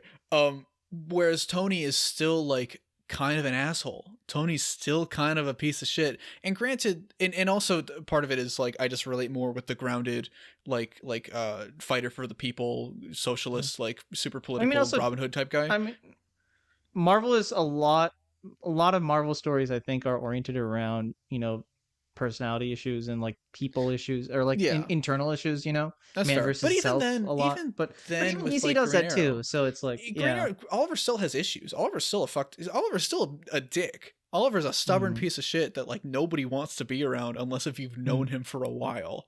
That's why they don't put him in the Justice League a lot, right? Yeah. He's a dick. Well, no, but they should put him on the Justice League because it's great. Because they all fucking hate him except for Superman, and I love that.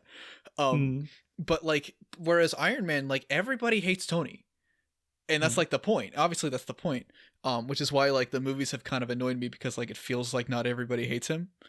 But like it feels like there's just like a step that Iron Man needs to make, and I feel like putting Green Arrow with Iron Man could really do that. Back to the question of what do you do with the two of them, of like Green Arrow being like, hey, you're still not really helping people with what you do. And granted, it's because Iron Man is more like futurism type thing. It's very big scope. And like, if I had this is not a question, but if I had the ability to write any Marvel character, it would be kind of to write an Iron Man book and to shrink his scope down. And maybe I'll make a video on this, but I would love if Iron Man could just like fucking get knocked the hell down, lose all his money, be stuck with the Mark 1 costume, with just the Mark 1 suit, only that fucking suit. If it gets a bullet hole, he has to fix it himself. You're kind of Darren Aronofskying him. Basically, yeah. You're boiling down to his basics and seeing where he goes from and there. it's really and that's why these characters work so well, and because that's effectively what Oliver went through kind of with like the Daniel O'Neill run. It's like he lost all his money, and that's how he became the political guy. And I'm not saying Iron Man needs to be the socialist of Marvel. It would be great if he was. It would be kind of cool. He never will be, but it'd be kind of cool. But like, I really think that Iron Man needs to get his ass kicked. And that's why I like Iron Man 3 a lot, actually. Because he does.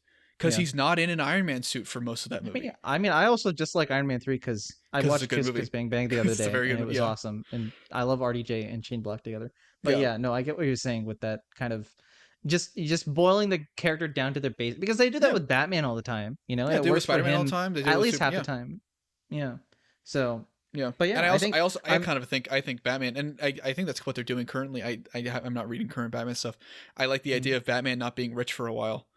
Call me the billionaire guy, but I think it like Tony. My thing with the billionaire thing with Tony is like Tony has very much for a while been just defined as the billionaire guy. He's the rich guy, and he's an asshole. And if you take that away, like there's the whole line in Avengers Endgame. Oh, just a guy in a suit. Take that away. What are you? Genius, billionaire, playboy, philanthropist. Billionaire, playboy, and philanthropist are basically the same thing. Like not exactly. You know what I'm saying? Like as a character, they're the same thing. And so it's just like, okay, so you're still just a billionaire. Like why isn't his defining feature that he's a fucking engineer? Why isn't his defining feature that he's like, I guess that he's a genius, but it's like, it feels like the tech does a lot of the work for him sometimes. Yeah. And the movies have not really helped in that. The movies really haven't, especially because Iron Man 3 was what, 2013? Yeah. Yeah. That was a long time ago. No, yeah, 2013. Yeah. And my issue with movie Iron Man is that he's felt very perpetually in the same state. And I really did not like his arc past Iron Man 3. I mean, even the thing with until Iron Man 3, we see when he builds new technology. Yeah. We don't see him build. Yeah, it's just the nanotech just shows up. Yeah, and then he gives to Spider-Man. And Spider-Man doesn't have a costume anymore.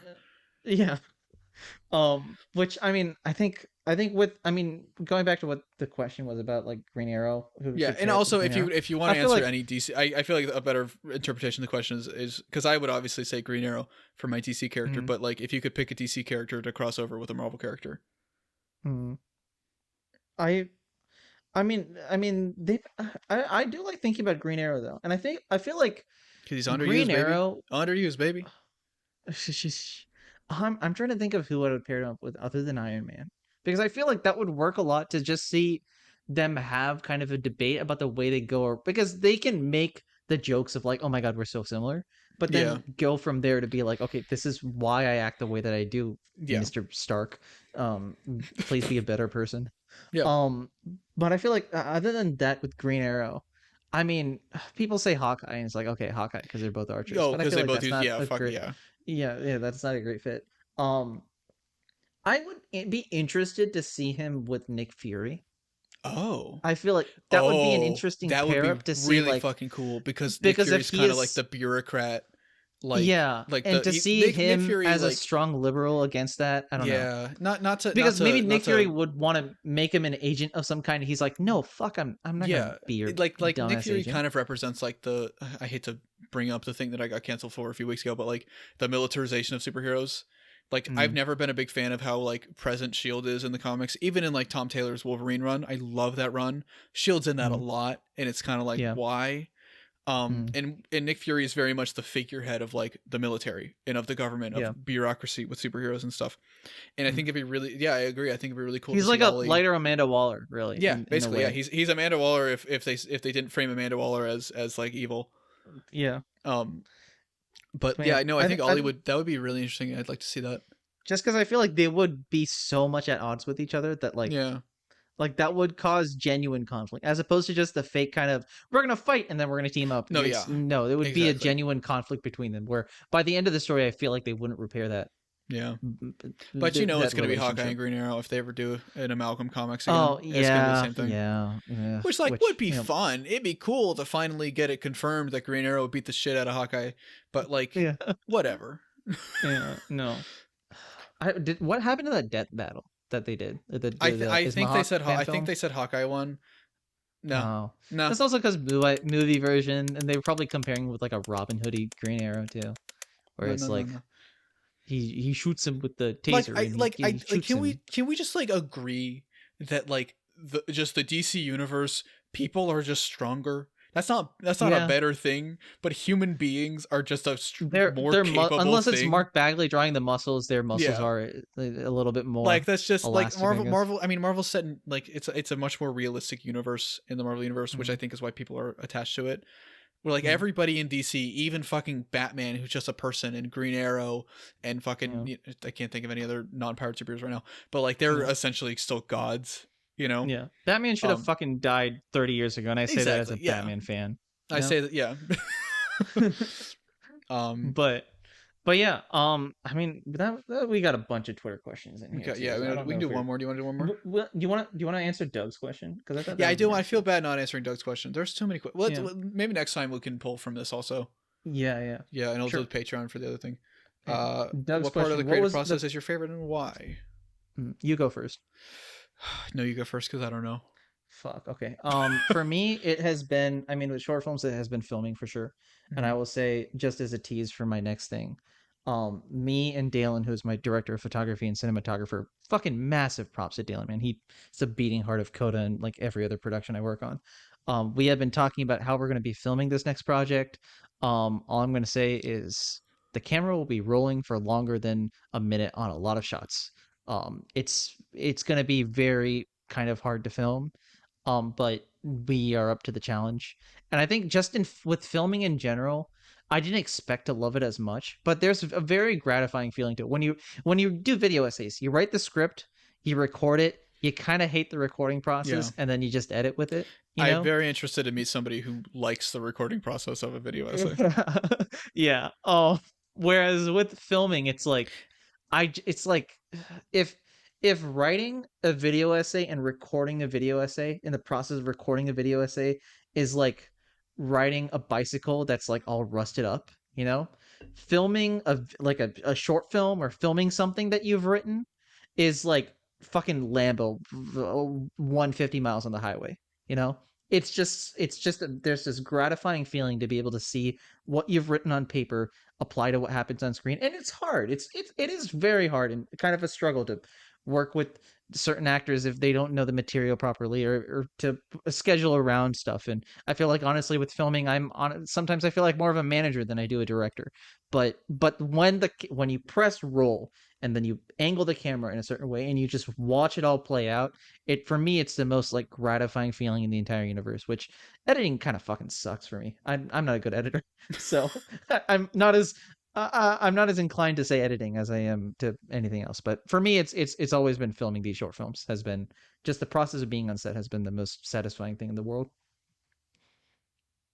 That's a much more thoughtful thing than I was gonna say. I was gonna be like posting it or some shit. That's no, also satisfying. you just are looking for the cloud. I understand. You know. Yeah, you know me. I think I don't know. I guess in terms of like, I guess it's hard because it's like I make so many different types of content now, with like video essays and rewrites and now with the commentaries and stuff. I think like in terms of writing, because I feel like that's the more valuable thing to talk about. To me, the process of writing is like the most exciting thing to me is like when something finally clicks, and like because when I write, it's like you have all these pieces like floating around like in your head, and you want them all, and sometimes you can't go with them all just to make the story work. It's not possible. But you want to align them up in a way that's like, oh, this is satisfying, so you can get each of these moments that you love in a way that flows naturally and stuff, in a way that makes sense from a narrative perspective. And when you can manage that, when you can find a way to like just add a piece or take away a small piece, so that the favorite things of your little bubbles of your ideas floating around, when those finally line up and those finally work, it's fucking fantastic. And even that kind of lines up with like editing to an extent, where it's like if you filmed on a fucking I don't do short films and stuff, but like say you really fucked up recording a video, you know, but you somehow managed to turn it around and make it make it work and make it good. It's like super satisfying of this click, you know. And like I fucking adore that. I love that feeling. It's this like super gratifying, satisfying thing, because it's like only you could do that, you know. Like there's a lot of imposter syndrome in the creative industry, where it's like, fuck, everybody's trying to be a video essayist now, everybody's trying to be a YouTuber, everybody's trying to be a filmmaker, you know. But when you solve these issues yourself, when you solve these issues that essentially you made these issues for yourself, but when you figure out the solution on your own, it makes it more your own, right? It's more your own, and only you could have found that solution, you know.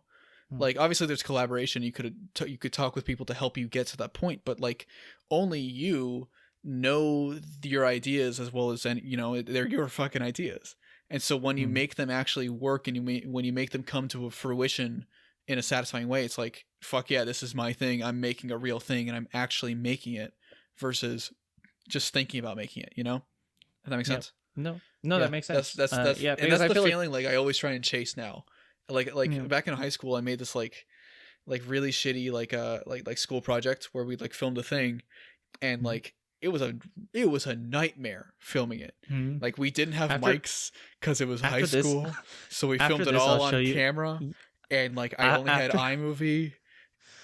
I'm never gonna fucking put this up on the internet until I reach like, I don't know, like 10,000 subs. But after this, I'll show you my high school student project. Oh god, I'm scared. You'll feel so much better about yours. That's all. No. But then it was a disaster filming it, and like everybody was like, this is not gonna. Everybody in my group was like, this is not gonna fucking work. This is gonna be a shit show. We're gonna fail this class, and we're gonna fail the project and shit. But like I stayed up till like 3 that night, and I edited it, and like it worked. And like I figured out the solutions of like the audio, of like how to equalize it to make it hearable, and how to bump up the volume because like iMovie limited you how much you could bump up the volume and stuff, so like double, like doing just like small things of like I doubled the audio to make it louder, you know. And when you don't have a mic, that's the only thing you fucking do. Yeah, shit. The problem solving of like high school student films is like the problem solving of all creative endeavors. I think that's really the most satisfying thing, you know. And I think being able to, even if it's just a script, even if you haven't started recording, be able to reread that and go, oh shit, okay, this is something. It's that there's a different sense to that, you know. Yeah, and like I think that's the issue with like making content like on a weekly basis or on a regular basis, because then you don't have either you time. Get normalized to it, or you don't devote as much to it too. Yeah, and it becomes like either it becomes second nature to you, or you don't care as much about making things like really work super well, to the point where it's like, fuck, I just have to make a video, you know. And I think at the very least that's why I do the commentaries now, because they are easier and I can pump them out quicker. Not pump them out, but I can make them a lot quicker.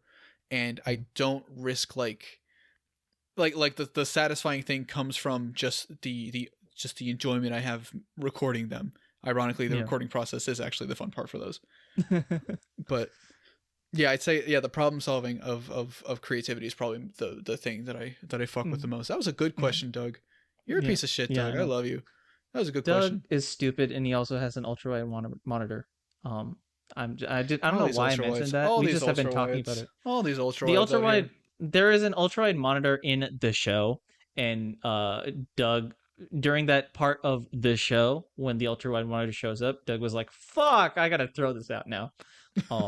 And so yeah, Doug, if you're gonna throw out your ultra wide monitor, throw it all the way to the middle of Iowa, because I would like it, please. But yeah. No, this was a long boy. This was very long. Yeah, we need to. I'll be better about formatting and shit. I think that. No, and I got to be better about not going my tangents about. No, what you're did good. I go on tangents about? We want the tangents here. About, yeah, we very much want the tangents about this show. That's the tangents. I didn't mention that. I didn't say the name of the show, but I also didn't mention the comic. I never mentioned the comic. I'm very proud of you. I'm really proud of you. I know. I'm on the steps to getting better. I didn't mention my show either. Oh no! What's wrong with me? Oh, I gotta write my script fast before I lose all enjoyment of it. Oh boy, yeah, shit. You gotta. How is that going, by the way? I have not worked on it in like a month, and I feel like a piece of shit. So yep, maybe let's try and work on it tonight a little bit. But yeah, I'll chug some Baja or something. Yeah, that's very healthy. Yep, that's a great decision. Love that. Yep. I haven't had Baja Blast in a month. You're missing out, homie. The Taco Bell by our place, it's like a KFC Taco Bell, and I've been to those before and shit. But normally they have Taco Bell cups, like at KFC Taco Bells, and they give you the regular size for a large Baja Blast freeze. They give you the equivalent of what is a medium drink size. Here, they give you a large soda size of Baja Blast freeze. Oh, wait, holy it is fuck. Huge. Holy it is fuck. Massive. That is bang for your buck like nothing else. It is disgustingly large. And like Jesus. I got my instinct was to let's get 4 of them because it's fucking happy hour and we're gonna save some money. We had way too much. It was bad. That sounds like utter bliss except for the next day. It was horrifying, yeah. Yeah. But and the cops are already rolling by because they're arresting you for your crimes. Okay, all right. I guess we should wrap it up then. So we should wrap it up. On the run. But thank you for listening, everybody. This has been episode 1 of Fanboy Talk. Reboot. Fanboy Talk reloaded, I guess, or Fanboy rewrites Fanboy Talk, if you want to say, remixed. But thank you for joining, everybody. This has been TroyBoy17 coming at you live. I'm going to try and get this on Spotify and Apple Music and all the places using Spreaker and stuff like that. But this has been fun. I promise it'll be shorter in the future and more to put together in the future. But thanks for listening, everyone. Yeah, and thank you for joining me, Mithi. Thank you for everything. Go watch CODA. See you guys Spider-Man. Spider-Man.